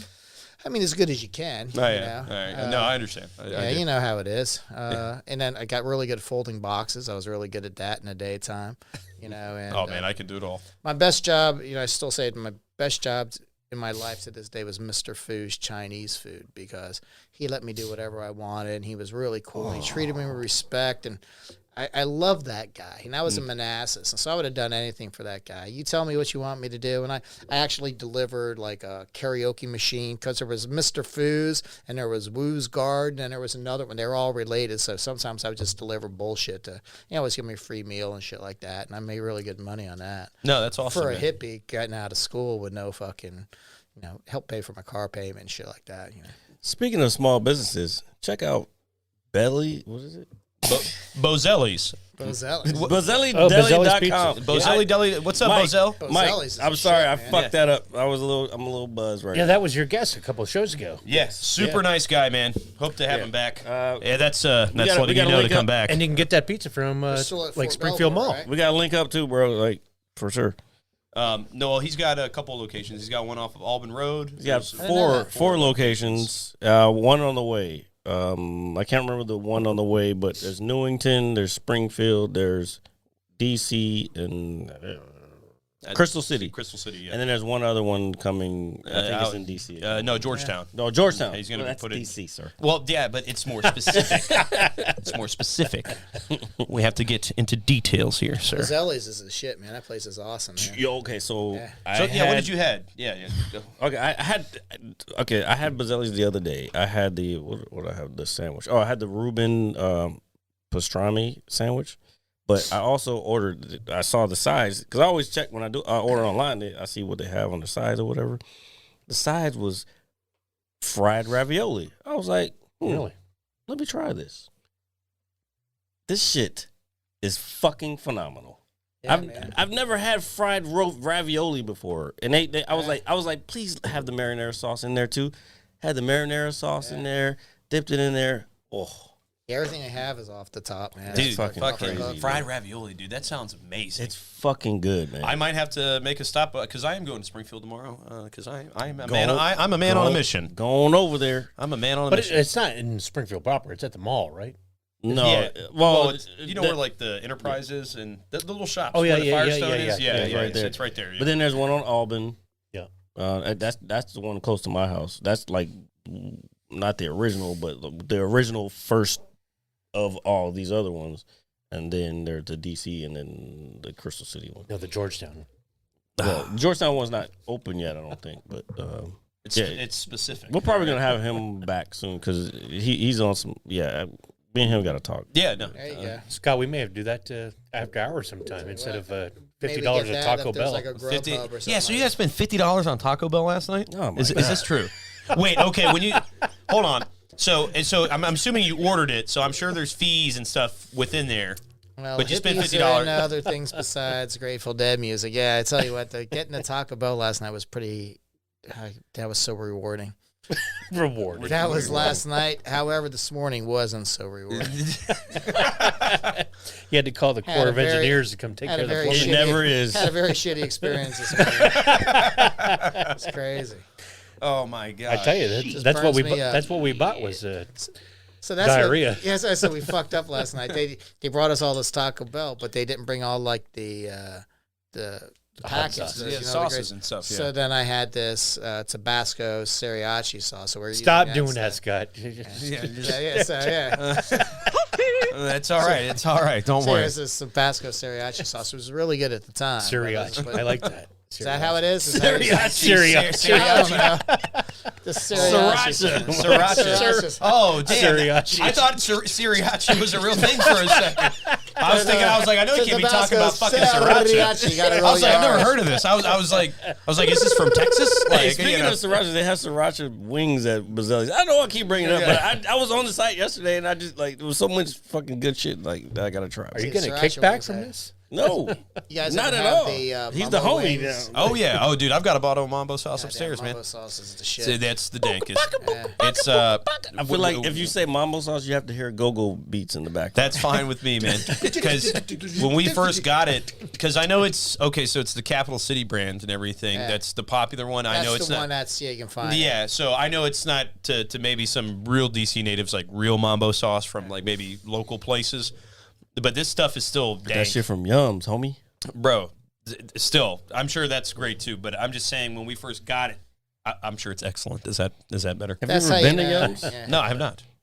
He ain't no real DC. He a Virginian. That's Yeah. how you know people from DC smoke Yeah. weed. They came up with mumbo sauce. Yeah. We're gonna have mumbo wings. Let's mix yeah, a bunch of fucking shit hell. together and fucking Dude, call no, it. we gotta put some of this in there. No, put some of this hot. Yeah. All right. No, but that shit's Wait, that's- what is great. in that shit though? For real? I don't know. I just It's good. It's good as shit. 100% goodness is what's in that. Is it good as shit? Oh, it really is that good. Good as pretty shit. You ever had mumbo wings? You I ever have. I have. Yeah. Yeah, they really are good. Have you ever had what's that shit called? It was this place in Maryland that I went to years ago after a club. It was steak and cheese egg rolls. Oh yeah, man. Have you ever been to Meg Rolls in Old Town Alexandria? Cheap plug, Meg. Cheap Dude, plug. yeah. Meg Rolls, they have the steak and cheese egg rolls or Big Mac egg rolls and shit like that, and they have all kinds of stuff in there. Big, gigantic, delicious. deep fried.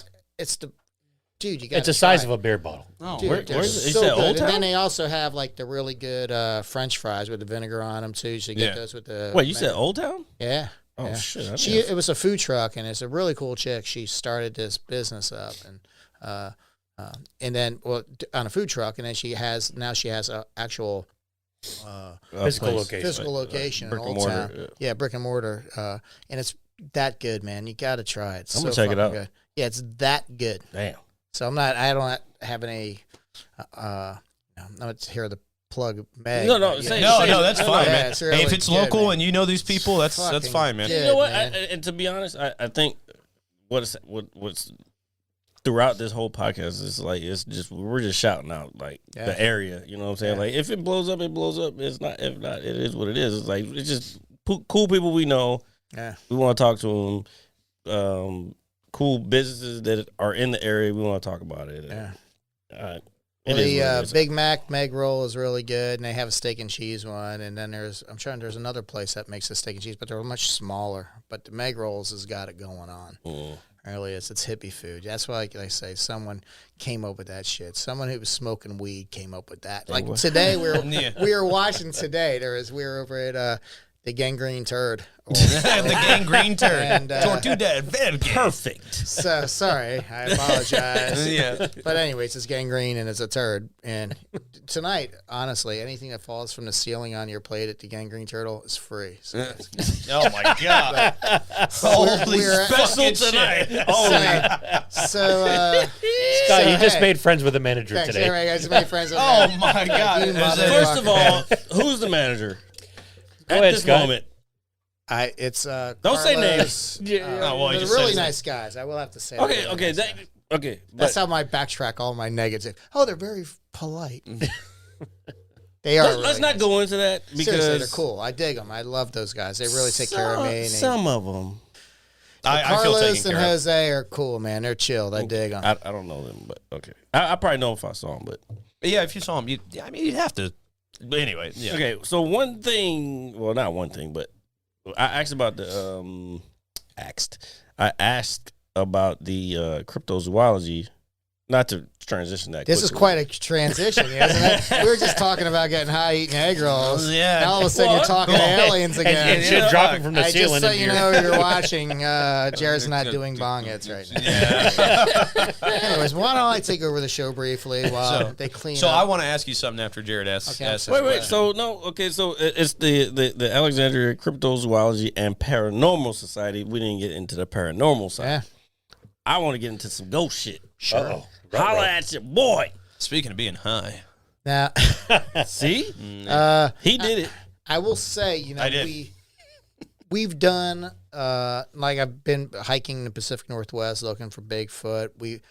But where we've really had some really cool events is on the paranormal investigations. Now, we are not a paranormal investigative team. We don't have the tools and all of that stuff. So what we do is we have a lot of people reach out to us and want us to do investigations, and we'll do a preliminary investigation. We'll talk. This is fucking cool. Go ahead, Yeah, continue. so then after we do that, if we determine that this place is, you know, really warrants some, we'll use an outside agency. So what we try to do it again is, I'm from the view of the skeptic. You know, if you're going to tell me all these things are happening, let's see what's happening. So like we'll do like the initial walkthrough, me, my two colleagues, and we have a team medium who walks through.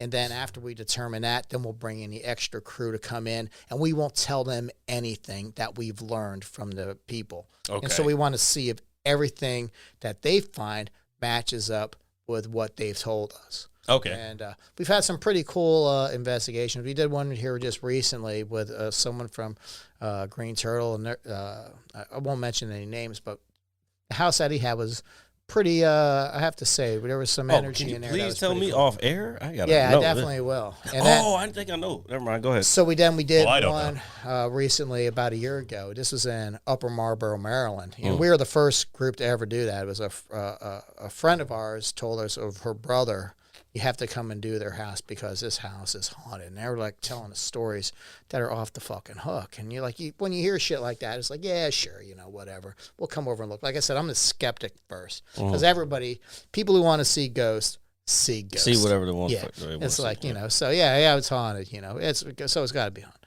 But when we went to that house, I mean, that place is fucking haunted. There's Oh, no shit. getting around it. And then so now we were the first group to do a thing, and then we had a paranormal group come up and did the investigation. A lot of the findings that they found corroborated things that they were saying specifically. And that's the first time I really had a personal experience where I'm like, get the fuck out. This is kind of crazy, you know? And so they're seeing full body apparitions, and they have chairs, like full chairs moving across the room and shit. Fuck that. Are you serious, dude? Yeah. Now here's the story. This is a Yo, you got to come on more often, man. This this is is a dope. crazy story. Like, we This gotta is a smoke crazy one or story. something, dude. Now I went in. Now I'll tell you the story. Like I said, we don't tell me shit. Let us walk around the house first. Let's see it. When you walk in, you look at the house. It's like, holy shit, this is a crazy looking house. And it was owned by, and if you look on, I won't tell you the name of it, try to keep it kind of private, but now it's been in USA Today. It's like a really haunted house now. But before it got, you know, popular, we were like the people to do the investigation. But when you walk and you can see it, it's just a spooky looking house, and it was owned originally by John Smith, like Pocahontas. John Smith. Oh, wow. So that's how far back it goes, you know. So Old and and it's- intricate. and they've There you done go. the house over many times since.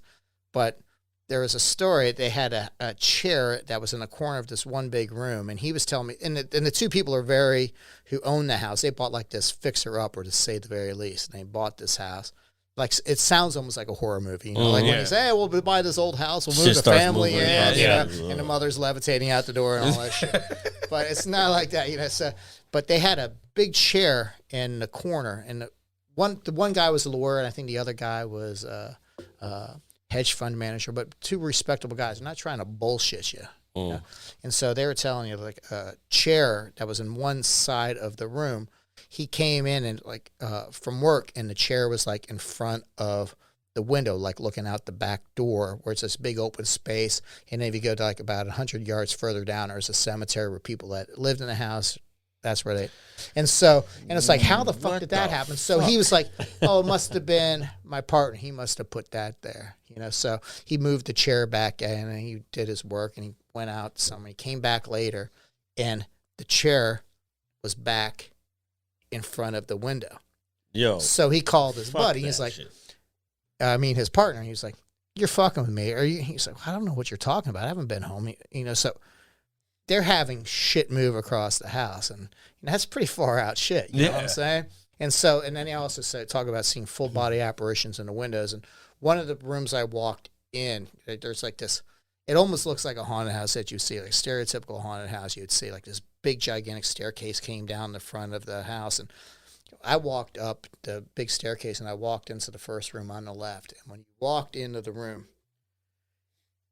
I don't know how to explain it. It's almost like static electricity, you know, and it's almost like someone pressing on your shoulders, and you feel like your hair is coming up on your arms. You know, I'm not going to get all Sixth Sense, you know, that shit on the back of your neck, nothing like that. But there's just like a unique feeling to it. And I even turned to my buddy, Mark, my buddy Mark. I won't say his last name, and he's the biggest skeptic in the world. And I said, man, is my hair standing up? That's what I automatically assumed. This must be static electricity because there's so much pressure and such a unique feeling in there. And he goes, no. And I said, do you feel that? And he's like, yeah, I feel it. I was like, that's fucked up, you know? So, I mean, significant shit. And so then we came downstairs and we're doing, you know, we're talking to him about it. And he goes, well, if you get a chance, walk up to the top of the stairs, and the first room on your left is probably the room we have the most significant activity. Like, get the fuck out, you know? And so then we also, at the bottom of the stairs in the basement, this really eerie basement, and we had our team medium, and we had the paranormal team that came and did the investigation. And she was saying, while she was sitting down at the bottom of the stairs, where I also had a very similar feeling, not as significant as the other thing. And I'm not saying I'm a medium or any of this shit, you know, but you can certainly feel this. It's like an energy, you know. Does that mean it's haunted? Maybe there's electronic. Who the fuck knows? But she was saying while she was at the bottom of the stairs that night, she could hear people whispering. It was like someone talking into her ears. Oh, man, that's fucking crazy. And then the recording, they have the recording of it, of where she was sitting at that time, and you can, like, it's fucked up. It's like, where the fuck is that coming from when you're in the room and you can hear it on tape, what she was saying to verify? And she was, you know, the firm I worked with, she was pretty well-respected person in a position. So she's not someone to just bullshit you, you know? So that kind of shit really gets you going. You know, at the same time, you know, people, you know, there's so many people that approach us now that we're Scott the ghost guy. I'm the alien guy. So people like approach me sometimes and tell me crazy stories. And like I always say, people who want to see ghost, right? Yeah. And so that's why you have to kind of like say, like, we have an investigation that we were going to do this morning. It was a UFO landing spot, you know, and I'm looking, you know, there's things I want to check out. Don't get me wrong. But like I say, like the example I use, I was in Ohio, a place called Salt Fork State Park. It's the Ohio Grassman and the Bigfoot Triangle. And that's, now I get all these stories. But, and the name of the place is called Bigfoot Ridge because that's where they've had all these Bigfoot sightings and shit. And so I went out there like 5 o'clock. I think I just told you the story, didn't I? You did. So I was at 5 o'clock in the morning by myself at Bigfoot Ridge hiking in the woods. And I will tell you, if you're in the woods at 5 o'clock in the morning when it's pitch black at Bigfoot Ridge, every single fucking noise in the woods is fucking Bigfoot. You know, yeah. You know, it's kind of like same with a haunted house. If you say the house is haunted, you're going to see it. But there are exceptions. You know, like the place in Upper Marlboro was pretty unique. The place we did with the guy, the one room we walked into was a very similar feeling. Not as extensive, but there was certainly something going on there. You know, so does that mean it's haunted? I don't know. You know, who am I to say? But there's unique things happening. There's stuff that you can't necessarily explain. Like I said, does that mean maybe there's a power grid right there? You know, but they have video stuff to show some of the unique shit that's going on in the house. And that's pretty far out, you know. Damn. That's pretty Great for sharing that. That's everything and then some, man. Yeah, that's everything and then some. That is probably the most scientific-y thing that we've talked about on this. Not science. Yeah, man. It is. And it just, Scott, if you don't mind me adding, one of the stories that he just alluded to was right here in Rose Hill, Virginia, just down the street. Really? We had a girl that, now we went, and this is funny, we went to see, I'm a musician, you know, so I go to see a lot of bands and shit like that. And Definitions are all relative. We call it the FM8, the Folded Arms Musicians Club. That way you sit in the back, you can tell the musicians are in the back, they're checking you out. But anyways, we went to see David Duchovny was at the Birchmere. No shit. Fuck that shit. I would not go see that motherfucker. So we got free anytime tickets. around I won't any say- of that shit. We won't. Where's dude, that X-Files wait. theme? You can't pull that up? Bro, David Duchovny? You wouldn't talk to David Duchovny, man? Fuck no. I didn't even like the show. That shit's scary. So here's the thing. Let me tell you love what's the even show, more man. scary. What's even more scary is his live fucking music performance. The worst fucking concert I've ever seen in my life. It was so shitty that I talked to my wife and I said, "We have to get the fuck out of here now." So he was actually playing something? He was performing, and he had a band. He had a professional band with him, but it was so shitty. But anyways, we went to this show, and David to Duchovny say is it a shitty band. sucked would be the understatement of all understatements. I've never seen, like, I go to live bands all the time. I've seen some shitty bands, and I've been in some shitty bands, but nothing comes close to David Duchovny at the Birchmere. Bro, so you saw David Duchovny. Was his Live band, at the Birchmere. Was Live his at the band Birchmere. Was the band name The X-Files? No, it's just called David Duchovny. Oh my God, that's even worse. But they had, and that's the funny thing, and they had all these chicks that are all waiting at David Duchovny because he had that show where it was like where he was the sex addict or something Well, like it's, that. I think it's a Californication. Yeah. or Oh something. yeah. So that was the movie, Californication. but Yeah. then he had some movie too where he was like banging chicks all the time, and so you had must all be the- nice. You had these Jensens. I was going to who say that's came there RJ's to life see story. No, that's not how that works, No, it's unfortunately. not. It's not. Yeah, hey, leave me alone. Jeez, Somebody Jared. out there loves me. And if you do, please let me know because I don't know where you are. All right. Jesus. What happened?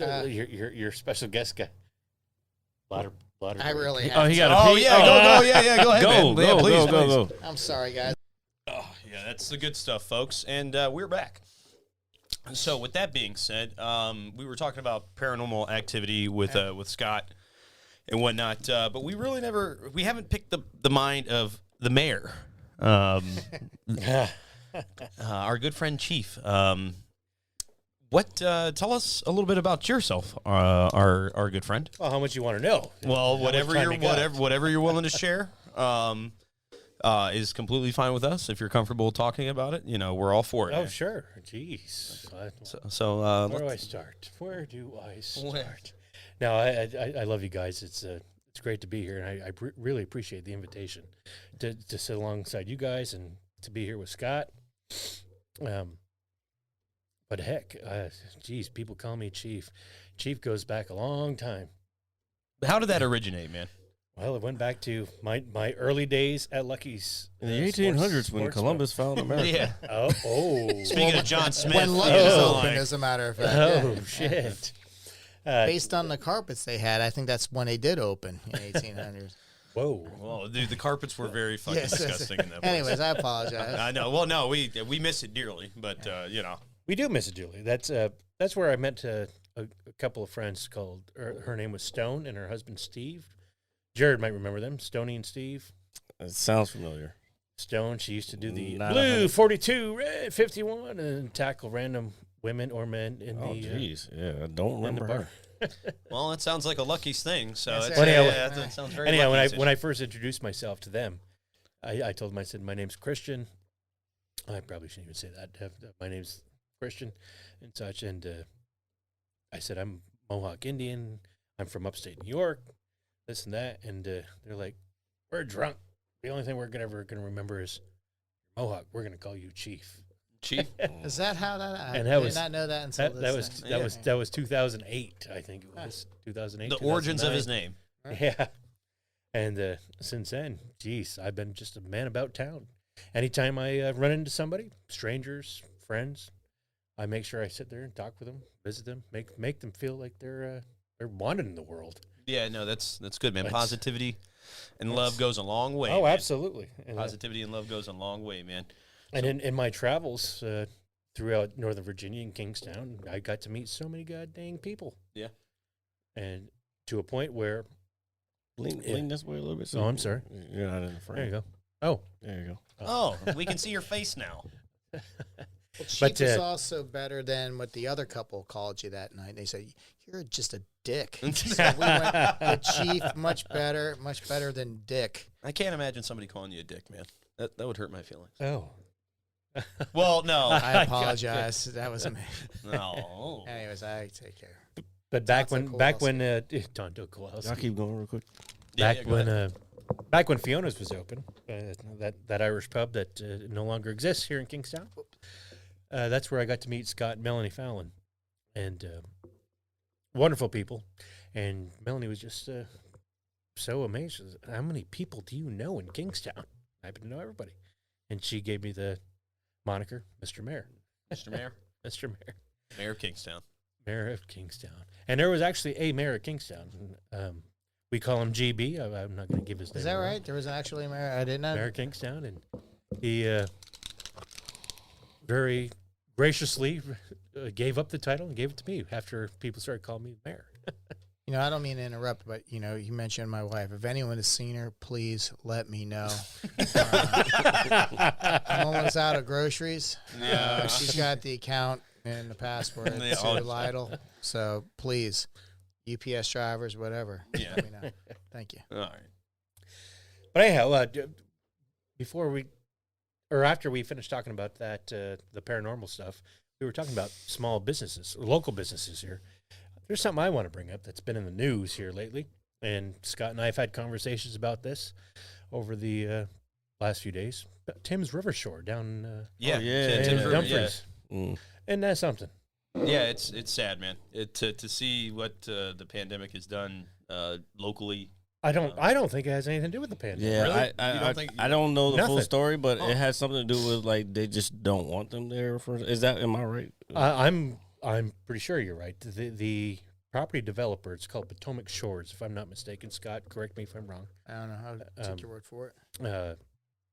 The developer just wants to put a new higher class establishment Yeah. at Tim's River Shore. That's what I heard. And the developer refuses to sign a new lease with Tim, who owns a restaurant. It's kind of like gentrification, but for restaurants. Correct. Yeah. Yeah. And I was telling Scott, because Scott has an opinion about it, as do many people that we know here the collective we, because it's such a, Scott used the term, a landmark on the Potomac.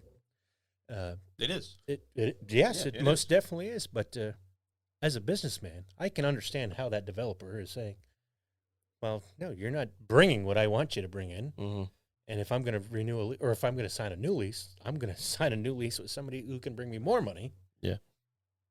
Forget what you guys, you might have 10,000 people on a petition. That ain't going to stop me from making money. Well, if people who grew up around this area, I guess, boycotted the new establishment, then it'll make an effect, but it's still not going to bring back the thing. It's just like when Lucky's closed up, like it's gone. You know what I'm saying? It's not coming back. Like Well, that's what I said. I think, but Tim's has been through this before where they're getting rid of them, but there's been so much public outcry to change it that they were saved. I think I'll still be surprised to see if it actually closes because there's so much pressure on local politicians. That's such a mainstay.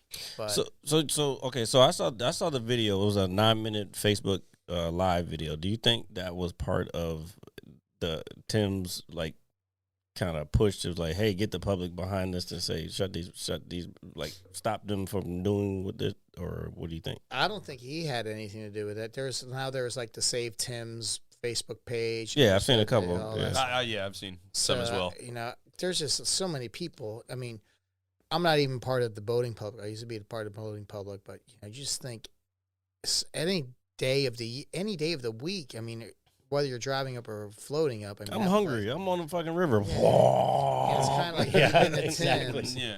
but we'll see. I don't know. It's unique.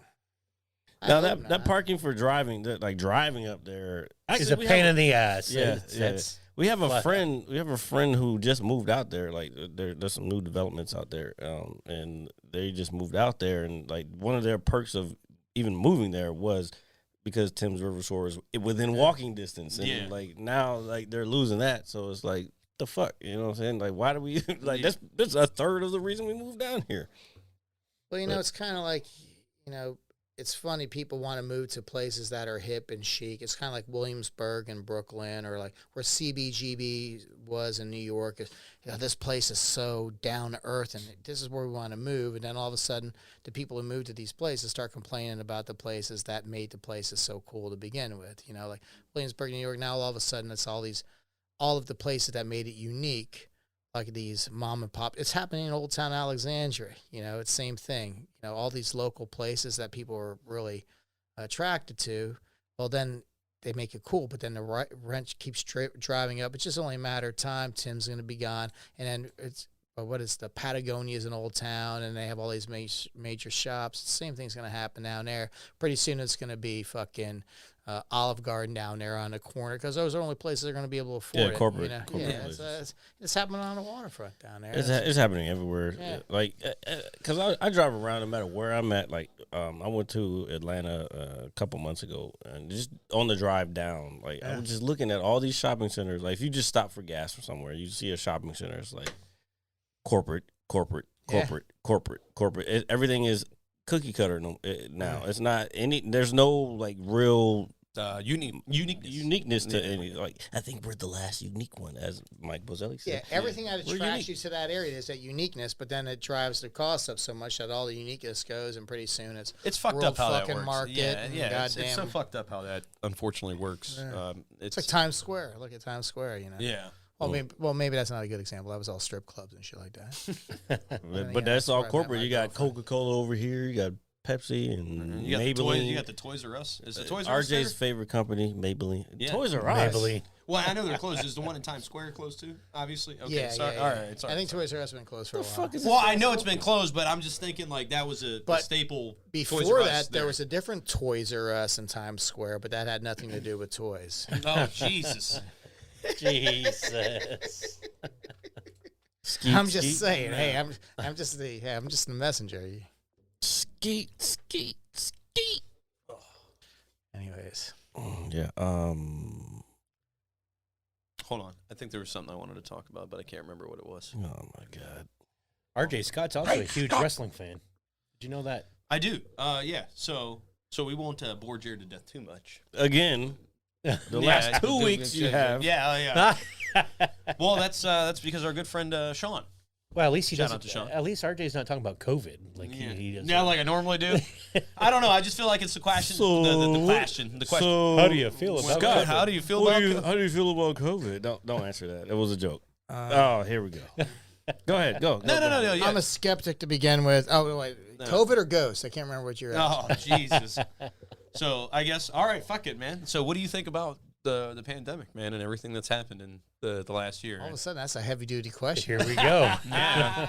Let me I tell mean, you. it's been a couple weeks since I asked anybody, but Tell you after what, talking man, about it's ghosts and funny shit, how things have changed in my life. I mean, since it all started, March 12th was my last day in the office, and that was my last day in the office. Me It's too. fucked up how it happened, you know. And I'm coming up on spring break again. Yeah, but it's going to be amazing to see what happens. We're talking about Tim's river shoring, but on a grander scale, you think how it's going to reshape urban life. I mean, all the people that come into major cities because of the office space. If anything, that's changed, and that was one thing I never thought would happen as fast as it did. Is just, I work remotely 100% of the time, and I think it's really going to change the country too. I think more people are going to start moving to, More rural rural areas, areas. because if I can do everything I do remotely, which we've demonstrated we're just as effective and as efficient, If not more. Yeah, we're Amen. Yeah. if not more so, but I think there's the flip side of that, which is kind of, and here I'm going to get all philosophical here. It's like, one of the things that I think makes me a really good employee is the ability to engage and see people face to face and like this. But pretty soon, as we get more and more spread out, as we're doing more stuff remotely, how is that going to translate? I mean, the team, how is that like the traditional work team? How are people going to start getting along?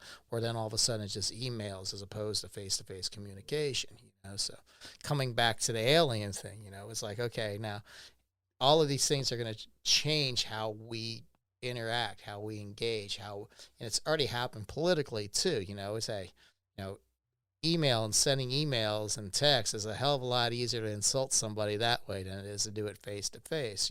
Now I'm going to get all on these crazy things, but So how is it affecting me in so many different ways? I'm an old guy too, because I always like to say there's IT and there's TI, which is technical imbecile. So I'm trying to catch up all the time too. So this is really changing things for us older workers too, and how it, the younger people coming into the workforce, how it's going to change. So how's it affecting me? It's been really good. It's been really bad. It's I just changed jobs. It's a lot of things that just happened. It's just amazing just how quickly things took place. But at the same time, it also speaks to evolution, just how quickly we evolved. I mean, it was like 3 weeks and we were right back on track, once after we did it. I don't know where you guys, kind of work you guys are doing, but I'm sure it's the same with you guys too. Yeah, I'm 100% online. Also, there was a learning curve for me, especially because I've talked about it before. I deal with ADHD, so like for me, it's sometimes it can be hard, especially when you have a manager that's like it wants to be all in your shit all the time. Like if you understand, like it's like, yo, leave me the fuck alone. I may not get it done the way you want to get it done, but it's gonna get done. You know what I'm saying? And I think just people in general don't get that about me. And I'm not trying to bring this about me, but yes. You and I are on the same I'm going to do it, man. I'm feeling you. I'm going to get it done. You may not like the way I'm going to get it done, but it's going to get done. Yeah. But it is what it is. And yes, I'm going to continue to be who I am. And if you don't like it, then kick rocks. That's where I'm at. But I think that well, it's funny you should say that. I think a lot, I manage people and stuff like that. How people manage people, this is all going to change. Yes. Like the micromanagers are going to be the dinosaurs. The people who need to be up in your shit all the time. You have to it's going to have to come down to people you trust. Eventually, it's like, I work an 8-hour day, but maybe I'll do my first 3 hours between 6 a.m. and 9, and then I'm going to be offline because I got to take care of this, and then I'm going to work the other 4. I'm going to get my 8, 9, 10 hours, whatever the fuck it's in. Yeah, I'm not doing. Understand that's what I'm doing. I'm not doing 9 to 5. This is not Henry Ford's fucking production line. We're done with that shit. Yeah, we're done. Assembly. I might be sourcing, like I'm a recruiter, so I might be sourcing candidates between 10 and 11 o'clock at night while I'm watching Ancient Aliens. Yeah. But I'm still working. Yeah, doesn't mean I fucking turned off. We're definitely on the same page. It's like Ancient Aliens or the working at 10, 11 o'clock? all the above. Or could it be, as ancient alien theorists have suggested? Okay, never mind. I don't know. We've talked about ancient. Try to segue back in. See how I did that? No, I get it. Yeah. But me with ancient aliens, and I don't know. I haven't seen enough. I don't smoke weed. I'm just gonna say that. But if I did, that would be the show I'd watched. If I did, By the way, I watched a lot of Ancient Aliens. Well, yeah. Well, it's an interesting show. It's fascinating. I find that stuff legitimately fascinating. With the theories and just the overall lore of everything, whether I believe it or not. Like some days it's like, yeah, I do, and other days it's like, maybe it's just all made for show kind of thing. But it's I do find it intriguing. They always say the best way of conspiracy theories. Like I do believe aliens are here with us, and when you say here with us, get a little deeper. You said that earlier. Yeah. Get a little deeper into that. Like when you say here, what do you mean exactly? I think they're already interacting with us. I think they may have already been. Now people are going to think I'm nuts, but I think they've. Well, that's why you're on the show. I think they're. No. By the way, I am nuts. Yeah. First of all, I haven't proved that already to you guys. First of all, no, that's not what we're saying. I'm genuinely curious because I don't discount anything that know what I'm saying. I'm a very critical and objective thinker. What I'll say, there's a lot of the ancient alien stuff, and let me back up a little bit further. One of the things they always say, the best way to discredit people who believe in UFOs is, discredit the discreditors. One of the things, I would not be surprised if ancient aliens, they drop tidbits of stuff in there that I definitely think are true, but then they drop some outrageous shit that's completely bullshit. Yeah. That any reasonable person will say that's just horseshit. So this is all crazy. This is So are they part of the conspiracy of the cover up? I've asked myself that kind of stuff. And I don't know. These are things that you ask yourself when you're laying in bed. I'm ADHD, very similar to you. When I'm up at 3 o'clock in the morning, it's Ancient Aliens. Yeah, that's the worst. Yeah, God damn. I was up at 7 o'clock today for no fucking reason. I was like, you know what? I got to get some shit done. That's all right. Hey, Scott, real quick, can you show that koozie to the cameraman? That Mad Scientist Lab This koozie. is really cool, man. Yeah. Mad Science. You have it. Yeah, you can take that one. I can take this? Yeah, of course, Yeah, man. I Of course. can't possibly. I take got that. more. Maybe if I can only get it autographed by. Oh, first time ever. It's only taken us 80 episodes. Thank God. No, he's asking for the guest. I host want you autograph. guys. Since Oh my God. Since we're down in your mom's basement, you got to yell, "Mom, meatloaf!" Something Yeah. like that. Okay, so This is like as close as I've been on Wayne's World in my life. You know, I'm in your parents' basement doing a podcast. Mom's cooking meatloaf upstairs. The only thing missing is the bong, man. Okay. Mad science, mad science. so Party time. this guy right here, he got the original first one of those. I did. Still have it. Like I was selling those at the beginning. I was like, you know what? I was like, Chief, I called you that at the end, at the Sorry. beginning. The mayor of Kingstown. Here you go. And I told him, I was like, you're the only one getting one of these for free. I lied.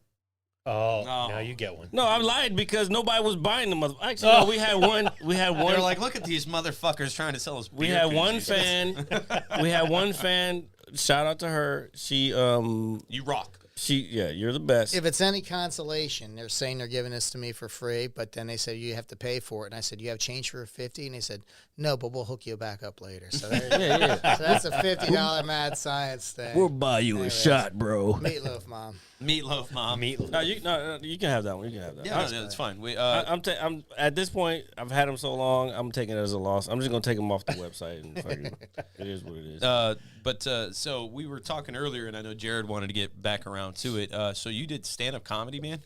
Yeah, a little bit, and, I've always been a class clown, Yeah. And, No, I was a high little bit school. too. Yeah. Well, And can we hold that thought for a second, Sure. Scott? Because there's a story. When Scott says class clown, there's a story that I've always been drawn to about when he had to have his school pictures taken. Okay, And let's go. Let's go, ladies. Scott, and just gentlemen. go for it. Tell the story about your yearbook picture. Okay, I'm looking for the hidden camera. So now this is a true story. I swear to God, because I have the pictures to prove it. So I'm going to give you. You're going to get the whole story. So Can you send me those so I can post those? yeah, I can definitely. Oh, there you go. There you go. I can definitely Being get a it to sport about it, that's good. So this is funny. So this is before.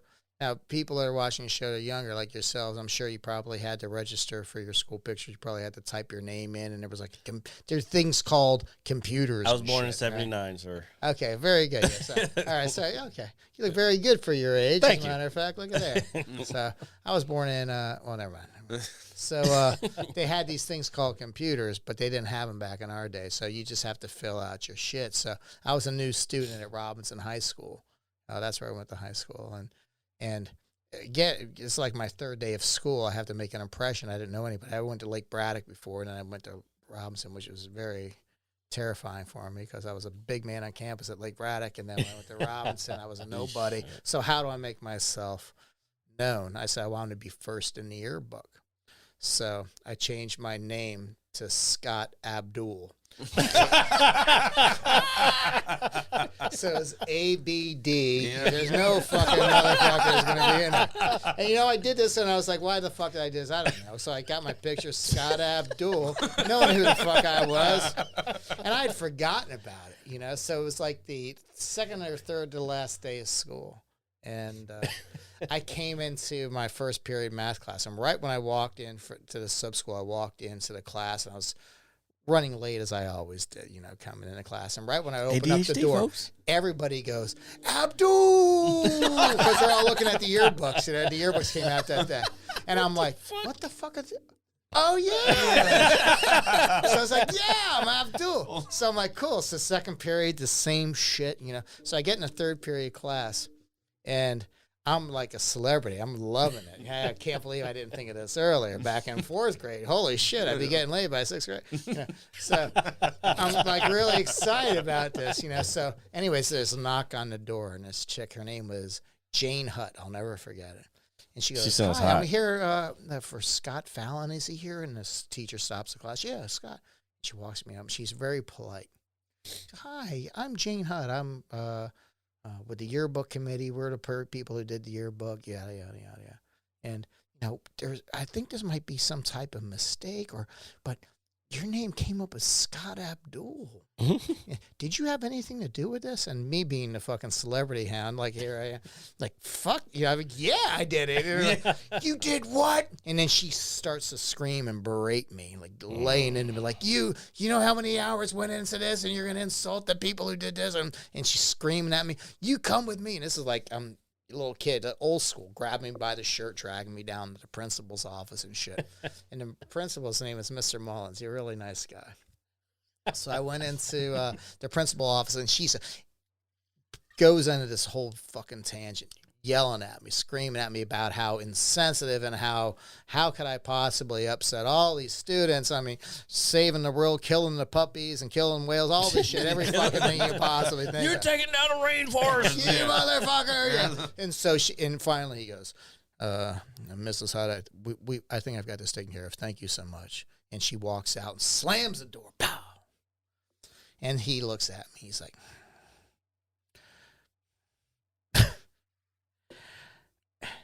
I really don't know what to do with this one. He goes, you have to call your parents.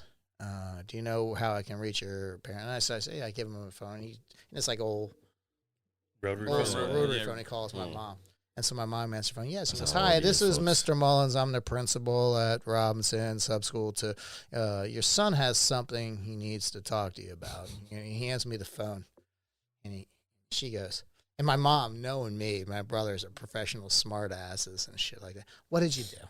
What the fuck did you do this time? And I said, well, I changed my name from Scott Fallon to Scott Abdul in the yearbook so I could be first in yearbook. And my mom burst out laughing. And she's like, that's great. Okay. And so I handed the phone to Mr. Mullins, and he's like, get the hell out of here. Yeah, it's like, what the fuck? So, yeah, to this day, I still have the yearbook. Scott Abdul. Scott Abdul. I gotta see that. Yeah, I'll have to send you a picture. Yeah. That's Please, fucking please. awesome, man. Eh. But talking about the comedy, back to your DC Improv when you start on stage there. Well, Wait. Let me before we start that.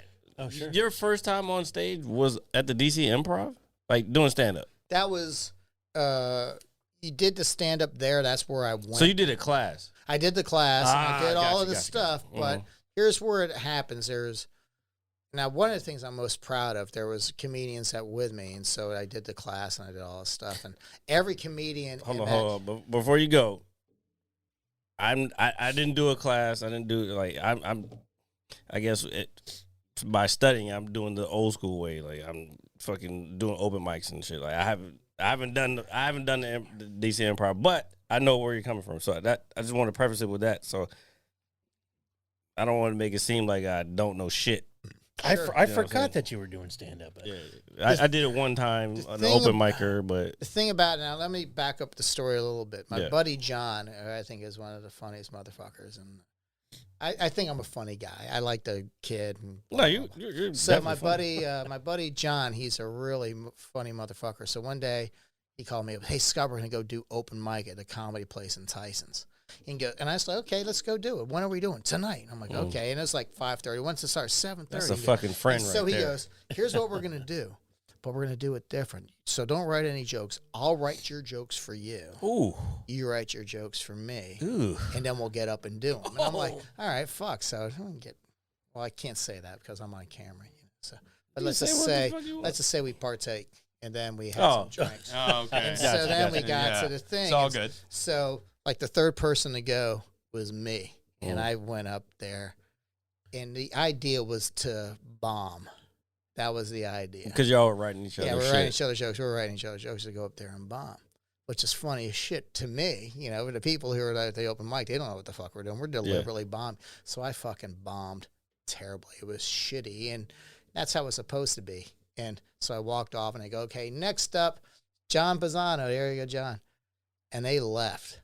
So that was like, on top of everything, they didn't have any reason for going up there. It just made me look like a Wait, fucking you bombed idiot. that hard that everybody left? No, my buddy, he deliberately left just so that way he wouldn't have to do it. He just set me up. It was like a practical show. Here, I'll write your shitty jokes for you. Old Indian You go trick. there and Old fuck Indian up. trick. And they watched me bomb, laughing their ass off. And then when it was his time to go, they had already left the fucking bar. And there's John. Okay, I guess we'll move to the next one. I'm like, you motherfuckers. You know? But you know what? They said they what they did was they set you up for like success. Well, you know, to the extent, you know, like I've always been comfortable on stage. Like I said, I was a class clown. I always did shit like that, and I perform, I play guitar and all that shit. But I would say when you start doing comedy, it's a different type of interaction. Oh, yeah. People say, "Well, you're a musician. This will be easy for you." Well, It's not the that's same. hard sometimes, you know, and sometimes I still get butterflies and stuff like that. But when the first time I did stand up, like I said, well, you did it improv, you did the class. You know, you're still performing like in front of the class, and so Yeah. then okay, And, then and you these- start and- getting nervous, and and, they're- then and all the they're- things you thought were funny, yeah. they might be funny, but how you deliver that funny is Yeah. a completely different Yep, thing. yeah. So what I was doing too, I was doing open mics that people didn't know, but I was doing stand up and You were doing getting shit to like- practice in. I was getting to practice yeah, in. you were doing it right. Yeah. Like I started right before COVID fucking popped off. Like my first time was in, I think it was February, and like I fucking loved it. I got off stage and I was done with the night. I was fucking hyped on the way home. I was like, I have to do it again. I have to do it again. Yeah. And fucking COVID fucking happened.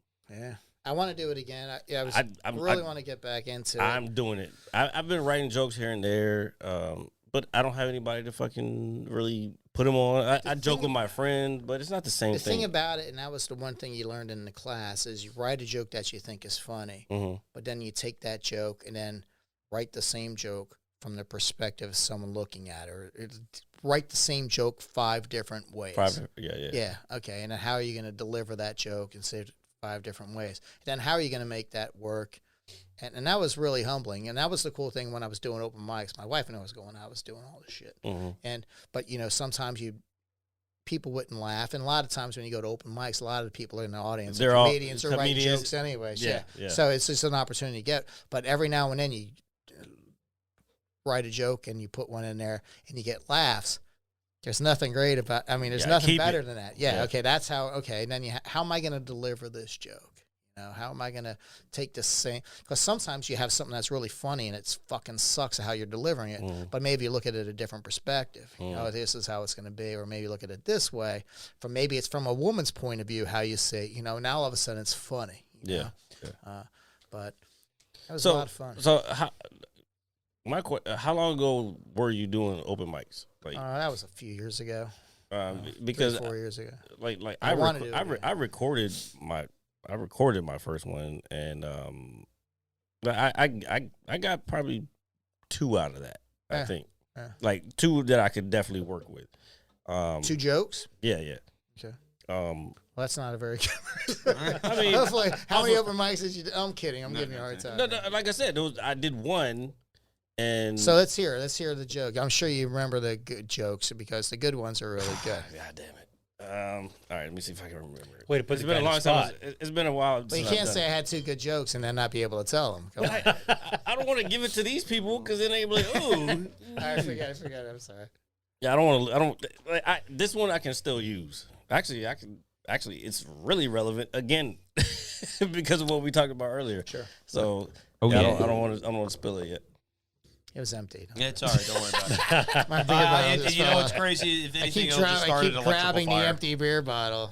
It's all right. It's all right. Don't worry about that. Don't worry Mr. about Mad that. Scientist, so if you want to see his DC improv, it's on my Instagram page. So you can. Well, that's the thing, but I don't want to see that. I'm starting a new job, and there's a lot of things I don't necessarily need to be saying. Oh God. but the That's- show here's does, what the I show did doesn't learn. know my name. The most important thing I learned from all of that is that everyone is a comedian until the joke is on them. You know, and it's like everybody has a great sense of humor. Oh, I can't believe so and so is a snowflake is so sensitive. But when the joke turns back around, everybody, I can't believe you would say that. You know, Yeah. fuckers. That's what I'm But sorry. That slipped. I think that's why like a lot of the greats right now they don't give a fuck about that. Yeah, It's like they already know like Anthony Jeselnik. what I can think you is what the can funniest motherfucker what can you ever. say to me that I can't say about myself? You know what I'm Right. saying? And I'm still trying to get to that point because I still take a lot of shit that people say to me like internally, and I shouldn't, but it is who I am at this point. You shouldn't. Well, it's like I don't know. Thank you, It's RJ. like Jerry Seinfeld. You're welcome. Like it's like so many comedians. I mean, back in the day, we even had a comedian. I went to a very far right Christian conservative college for reasons beyond my. Still don't understand, but Division One we even Bass had- Championship. Division Bass Championship. That's a whole other story. But we had comedians came on campus, and some of them were, and I loved it because they're deliberately ruffling feathers, and that was accepted. Well, it's the comedian. Now you're, one of the things. I lean very far left, but at the same time, when it comes to political correctness and it comes to, no one wants to be upset and stuff like Jerry Seinfeld was even talking. I don't even want to go on campus. You can't go on campus because you're going to insult somebody. But I don't know. I think that's the idea of comedy. It's stepping over supposed the to be line. Stepping yeah. over the line, making you Seeing uncomfortable, where the making line's you at. laugh. Well, That's right. you're talking about stepping the line. I was the other day. I was just watching random stuff on YouTube, and what is it? Ricky Jarvis? Is Ricky Gervais. Gervais. He's funny as fuck. Yeah. So his Ricky Jarvis? Oh, sorry, fuck. I made an error. He's not a comedian. Again. Yeah. I'm not a funny person at all. I'm very serious. Anyway, so I was watching his monologue that he did last year. I guess what was it, the Golden Globes or whatever? Yeah, it's great. Yeah, it's excellent, and it's like it was so insulting, Yeah. and it was great. I loved every moment. It wasn't insulting. He was speaking the truth. He was No, Yeah. but it's like insulting to the audience that you know what I'm trying to that say. shit was fucking love funny. Yeah, no, but it's what I'm saying. Like I loved it. But that's to his point where like they couldn't take the joke. Yeah, no, but that's why I brought it up. Yeah, so because I just everybody recently wants watched to be it. so comfortable, even when they laugh. Well, fuck you. That's Yeah. what I say. Have you ever watched Anthony Jeselnik? You ever watch him? I've not. No. He's simply the funniest motherfucker on the planet right now. You have to watch Anthony Jeselnik. Jeselnik. I've heard the name. I have And to look him up nothing is politically correct. It's the most over the top, insensitive humor in the history of comedians, and his delivery is so great. You have to watch him. Anthony Jeselnik is, and it is really, really raw. So if you have, So- if you're going to come into and say, I'm going to be offended by this, you probably won't want to watch it, So that's your top right now. Right now, I'd say the funniest guy and like stand-up comedian is definitely Anthony Jeselnik, in my Oh, opinion. wow. Now there's great comedians all over there. I love watching comedy, but I in terms of a specific. Now we went to see Chris Rock, my wife and I. This was at I got a funny story about that. Constitution Hall. We went to see, and and what I learned there, and it's very similar to music. Don't ever choose an opening band that's as good or better than you. They're called the opening act. And so the opening act for Chris Rock was Anthony Jeselnik and Chris Rock, Jeff Ross, the Oh, yeah, I know. you know what I'm Jeff talking Ross. about? He's the roast master. Yeah, he also does banging mics with Dave Attell, I think is. Yeah, David Tell's a motherfucker. Yeah. We saw him. That's another story too. Yeah, David Attell's fucking. We partied with David Tell once. A lot of the David the Tell's top great. comedians right now still have him on top. Yeah, Like, David Tell's one of the funniest guys ever. Yeah. And but no, we went to it was Jeselnik, and I had never seen him before. I didn't know who the fuck he was. And then we saw him, and then Jeff Ross did his regular stand up, and then he came back out after, and then he roasted brought like 12 people up on stage and roasted them. And we had laughed so hard from Jeselnik and Jeff Ross. It was like the funniest two comedians I'd ever seen. And then Chris Rock came up. I couldn't laugh anymore. I was just so tired of laughing. So Chris Rock coming in, then he started telling stories about his divorce, which are really, really depressing Old stories. shit, like, and, but those are. and it was like, these okay. aren't really funny stories. Wait. and, you So was know. that before his special came out?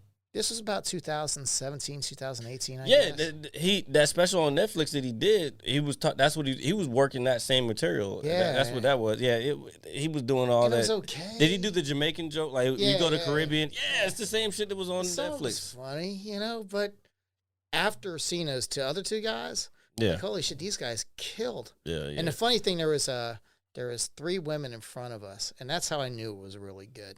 Because of what I was saying, they were so insulted.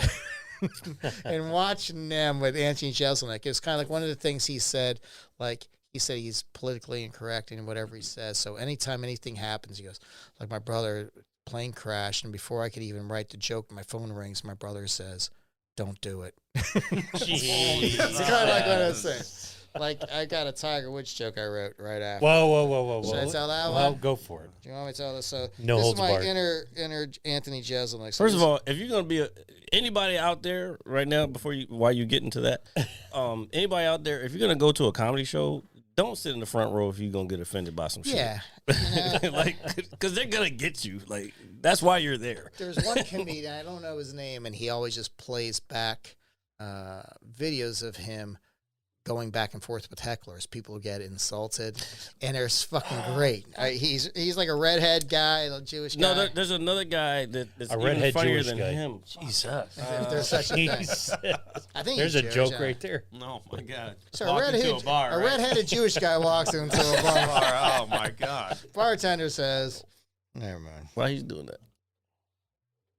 I am going to speak my mind because Jared gave me the thumbs up to do so. Who's your favorite comic? Honestly, you guys have so much more vast knowledge. That's not what my question was. All right. So probably my favorite stand-up is honestly is probably Eddie Murphy. Rodney Dangerfield. Come on, man. Rodney is Ooh, great. no Rodney- respect. No respect. Or Scott, who is Professor Turkinson in Back to I also Carlin. I like George Carlin. George Carlin. Carlin. Yeah. I Carlin's like a George beast. Carlin a lot. I obviously Dave Chappelle. He's Chappelle's a beast. I told Scott a couple weeks ago, maybe just a few days ago, the only Chappelle skit I have ever seen was a reason Scott got banned on Facebook. He was thrown in Yes. Facebook jail. I put the Clayton Bixby. Oh, that's You got Carrot- Facebook banned for that? Scott I did. got I- banned for that shit. What Can the you believe fuck? It? It was Clayton Bigsby at the Capitol the insurrection. Trump cult trap. Oh, was Okay. it a meme that was? It was like him sitting with all the, Oh, I saw the that. Trump cult guys. And so I posted that. They I threw him in posted- jail. That's funny. That shit was It's- fucking Dude, hilarious. the second I posted, it was like, boop, That 3 shit- weeks, bam. Yo, It's that like they had it shit. tagged. No, they're You they're motherfuckers. Yo, Facebook, fuck Facebook, because I got fucking fuck you. I posted an article. Somebody was asking about he was a former guest. We were talking back and forth about like who got bailouts, like car companies back Sure. during the Obama joints, and this person was like, yeah, Ford didn't take anything. I'm like, The fuck they did. the fuck you talking about? All of the fucking major car companies. He was like, no, they took a loan for R&D. I'm like, no, dude. They may not have done it at the same time, but they took a bailout. And it's a loan, yes. It was all a loan. They still got to pay. Fucking Ford hasn't finished paying the shit off. So he was like, no, you're wrong. I'm like, no, I'm not. So I posted a fucking article that said that, and then fucking Facebook told me I was fucking... I was False against information. I was against their computer fucking or Community their community Standards violations. I'm like, what the fuck are you talking about? This is facts. Why are you trying to change the future or the past? Like, what the history? What are y'all talking about? Like, see, this is where I get hyped. So if you have to hit somebody, I'll lean back just this. Oh! No. So you're gonna hit the other minority. Oh my God. Yeah, Oh my- that shit Jesus. that shit pissed me off. And every time I get, because that's like the second time in like a month or so that I've gotten like community standards, blah blah blah. I'm like, dude, this other thing, I was fucking joking with a friend. Why are you fucking calling me out on Yeah. some dumb shit? Like, it just doesn't make sense to me. The last time I got banned was like someone I had posted like 3 years before someone found, and I was like, I didn't even realize I posted that shit. It was like from like 2018. It Like, doesn't son make of a sense. bitch. Well, I know one part of it is we're touching on a lot of shit, but I know a part of it is they recently added artificial intelligence into their shit, so it's not just like humans anymore. It's they have a program that goes in and says, okay, it meets this It's criteria. AI. So It's that kid from Sixth Sense fucking with you, that pussy. pretty much, Bitch. yeah. I see dead I hate people. that kid. Yeah. But that I think the AI is like overzealous at this point, just because it doesn't know what to look for. But You put anything in context, yeah. yeah, It's very fascinating shit. that goes into consciousness. Do we want to get that deep into stuff? Well, I can't find my jokes that I wrote, but it was something along the lines of he had an errant driver. He ended up in the rough and still was almost six under under. for the day. I can't remember what it was. Oh my God. And it was something along those lines. Very insensitive. was better when it was written. Yeah, better when it was written. That's all right. You get the idea. You know, it's also delivering the punchline. It's about timing. not Timing. time, Yep. so- Yeah. Damn, I can't remember this guy's name. Sorry, I have a big head, so like Yeah, we know. the Sag. ear, It's SAG. SAG is the name. SAG. Bob Saget, that guy. No, not Saget. Fuck Saget. Jesus. Jesus. Saget's I like- whack. Well, dude, you don't like Full House? I can't remember the guy's name, but he does a lot of crowd Hey, work. you look like with your mask on, with your hair, you almost look like Your mask like on. a pilot who still has the helmet on when you don't have the helmet. Oh my. Look at that shit. It's like, especially it's like a chin strap He's coming going- down there. Yeah. He's going to space. It's no good, Goose. It's no already good. there. I'm already there. It's no good. This is no good. I'm Talk to me, already- Goose. Talk to me, Goose. Talk to me. So have you ever so all those shit that you know, the paranormal stuff, man, I know we're always, you know, kind of bouncing around with this stuff, but have you ever like actually seen something yourself, like a ghost or an apparition or No, I've never seen anything like that. And, you know, Bigfoot, I've never seen any of that. But it's kind of like the old, it was the comedian. I don't believe in electricity. I've never seen it, you know. Yeah. What's his name? But anyways, no, I've never, no, but I had the experience at the house in Upper Marlboro was really significant. I mean, that was like one of those things. How often do you do this? As often as people approach us, like I mentioned that David Duchovny thing. I had a couple. They said, "Are you Scott Fallon?" They came up to me out of the blue, Oh, wow. and not that I'm famous. I'm not even. Whoops. So I'm not. Sorry, that's. Yeah, I we was gotta looking do to something play a about that. strength. Yeah. But they said, "Are you Scott Fallon?" I'm like, "Yeah." Like, oh shit, what did I do? That's what I'm thinking first of all. And they said, "Well, you're the paranormal guy." Oh. Duh. Well, of course. Yeah. You know, of course. I mean, that's why I'm here at David Duchovny, for fuck's sake, you know. For fuck's And sake. so they went and told me this story about, you know, in Old Town Alexandria, they're redoing their basement, and this like sounds like the movie Poltergeist, where this row of townhouses was they had actually way back when had literally removed cemeteries plots and moved the bodies, and so that's where this row of townhouses was. And they were saying, we have people coming over to help us redo this basement, and we can't keep contractors there because things are moving around in the basement. We've had so much paranormal activity, we can't get people to finish the job, you know. And that's the kind of shit that's really fascinating. People coming up out of the blue and telling you these stories. Like the house we saw in Rose Hill was just a random person coming up and talking to me about a story.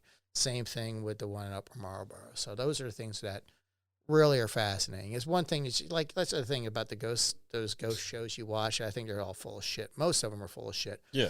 Because if you find ghosts on every goddamn episode, why do you always act so fucking surprised? Yeah. Right? Yeah, we got another one. You know, you would think, hey, there's another ghost. Did you see that? Did you hear that? You know, but Oh my God. when it's genuine, I Yeah, I that do kind of thing. honestly believe there is. I'm an atheist, right? So I do, you know, so How surprising. yeah, there you go.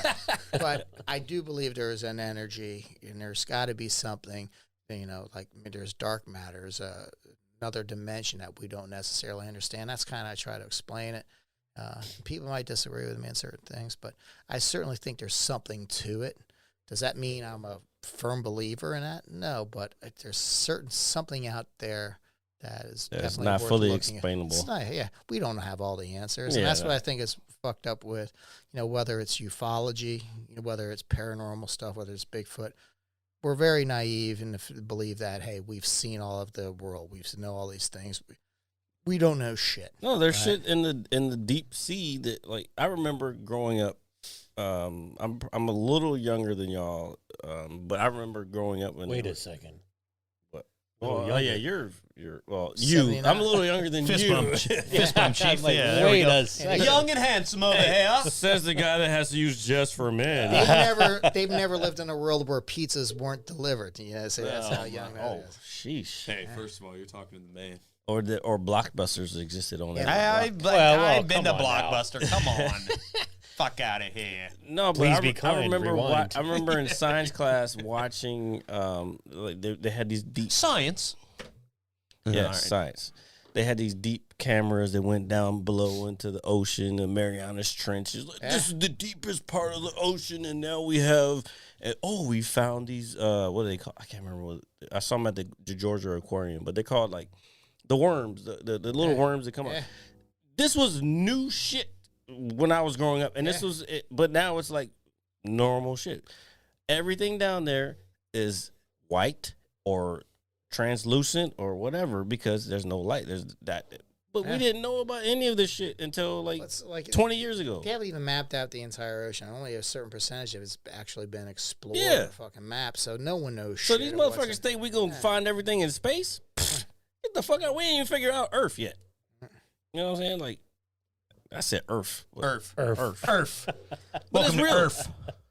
Hey, it's Mad Science Lab. That's all gangster. It's gangster science. Gangster for Earth. Welcome to ladies and Earth. gentlemen. Welcome to Earth. All right. Take me to the loo. All right. So where are we at, bud? RJ's ready to go.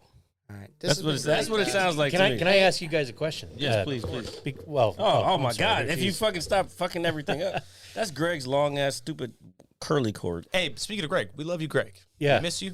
And Greg, we hope Greg, to see you soon. I hope I kept your seat warm for you. See you in 20 weeks. If I can say, Jesus. say one thing real Scott, quick. I was gonna ask you to maybe plug your concert coming up here. Oh yeah. Yes. Yeah, please. But anything you got to plug it. Yeah, please come see the Free Flow Musical Experience. We're at the Birchmere in Alexandria on March 26th. You can get your tickets at thebirchmere.com or at the door. We're doing 2 full sets there. That's the Free Flow Musical Experience. And then State Theater. Alexandria Cryptozoology and Paranormal Society. Follow us on Facebook and all of that good stuff. But maybe at the State Theater one too. In the State Theater, yes, we're playing at the State Theater on March 13th in Falls Church. That's a free outdoor show, too. Our buddies are kind of a big deal. Yeah. For sure. And that's www.acapsva.org. There you go. And find us on Facebook, too. Yeah, we got some really cool stickers. Mr. Fallon, I don't know if your phone's buzzing, but Your your wife's My wife telling is- me to get his ass home. I don't know what's going on. She's relentless. She's relentless. Jesus. All right. You had one last question, or I have no more questions. well, I tell you. the mayor mayor of Kingstown has has spoken, ladies and There you gentlemen. go. It's time to close the show. All right. So with let me adjust my headset, my glasses. So I look okay. Thanks again, guys, for Jared, having RJ, us. thank you so much. Yeah. Appreciate So, it. ladies and gentlemen, this was episode 80 of the Mad Scientist Lab podcast. A big one, motherfuckers. Yeah, big episode for us. As always, it is RJ, the pizza guy, along with Jared, the visual mad scientist. Chief, thank you so much for coming over and hanging The out mayor with us. of Kingstown. The mayor of Kingstown actually / Christian. came to bless us with his presence, Fuck. along with his good buddy Scott Fallon. Please check out his band. It's the Free Flow Musical Experience. Free right? Flow Musical Experience. And again, I'm not going to butcher what Jared already said because I did it terribly earlier. But as always, thank you for coming over and giving us some time, man. Hopefully, it's good promotion for you and obviously for us. And we'd be more than happy to have you on to share. We got to go do this ghost hunt with you, man. I feel Definitely. like You guys are going to welcome me. I want to do it, and I want to fucking film it. I want to do all of we it. got to do all of it. There's so much more to know about Scott, though. I know, Did we- you know he was a semi-professional football player? Yeah, stop. A enough, kicker. Man, okay, so this happens every Hey, real quick, like Mom Meatloaf. There we go. Mom Meatloaf. There you go. This happens every time we have, especially the last few guests, Yeah. because I feel like we're getting like bigger and bigger guests. Everybody wants to be like, hey, we got more to take. Like, please come back. Yeah. We want you to come back. Like, we'll figure it out. Scott was really hoping for the whiskey from RJ, but Yeah. So I'll make it a priority. He dropped the Mom, ball. Next time we'll have whiskey. whiskey. We'll have whiskey Oh, and God. meatloaf. And meatloaf. next time. Speaking of whatever Jared was just saying, liking people, you should like us. Like, share, and subscribe at themadscientislab.com. If you need a koozie for your boozy, get them while they're still hot. They're Fresh going out. away. They're going to be discontinued. And Collector's again, item. taking a big old L with that one. But thank you as always, guys. We will see you next week. And yeah, so I guess we're going to continue our parade into the realm of drunkenness somewhere else. Great ladies' glasses, RJ, by the way. Thank you very much. They show off my. I am transitioning. You're feminine. Oh yeah, he is Yeah, I'm transitioning. transitioning. Full circle. That's how we do it. Full circle, baby. Just like a pizza. All right. All right. All right. Take that's care, it. guys. All right. Thank you. Holla. Holla, holla. I'm gonna hit you so hard you won't see nothing. Ever, ever, ever, Yeah. ever, ever, ever.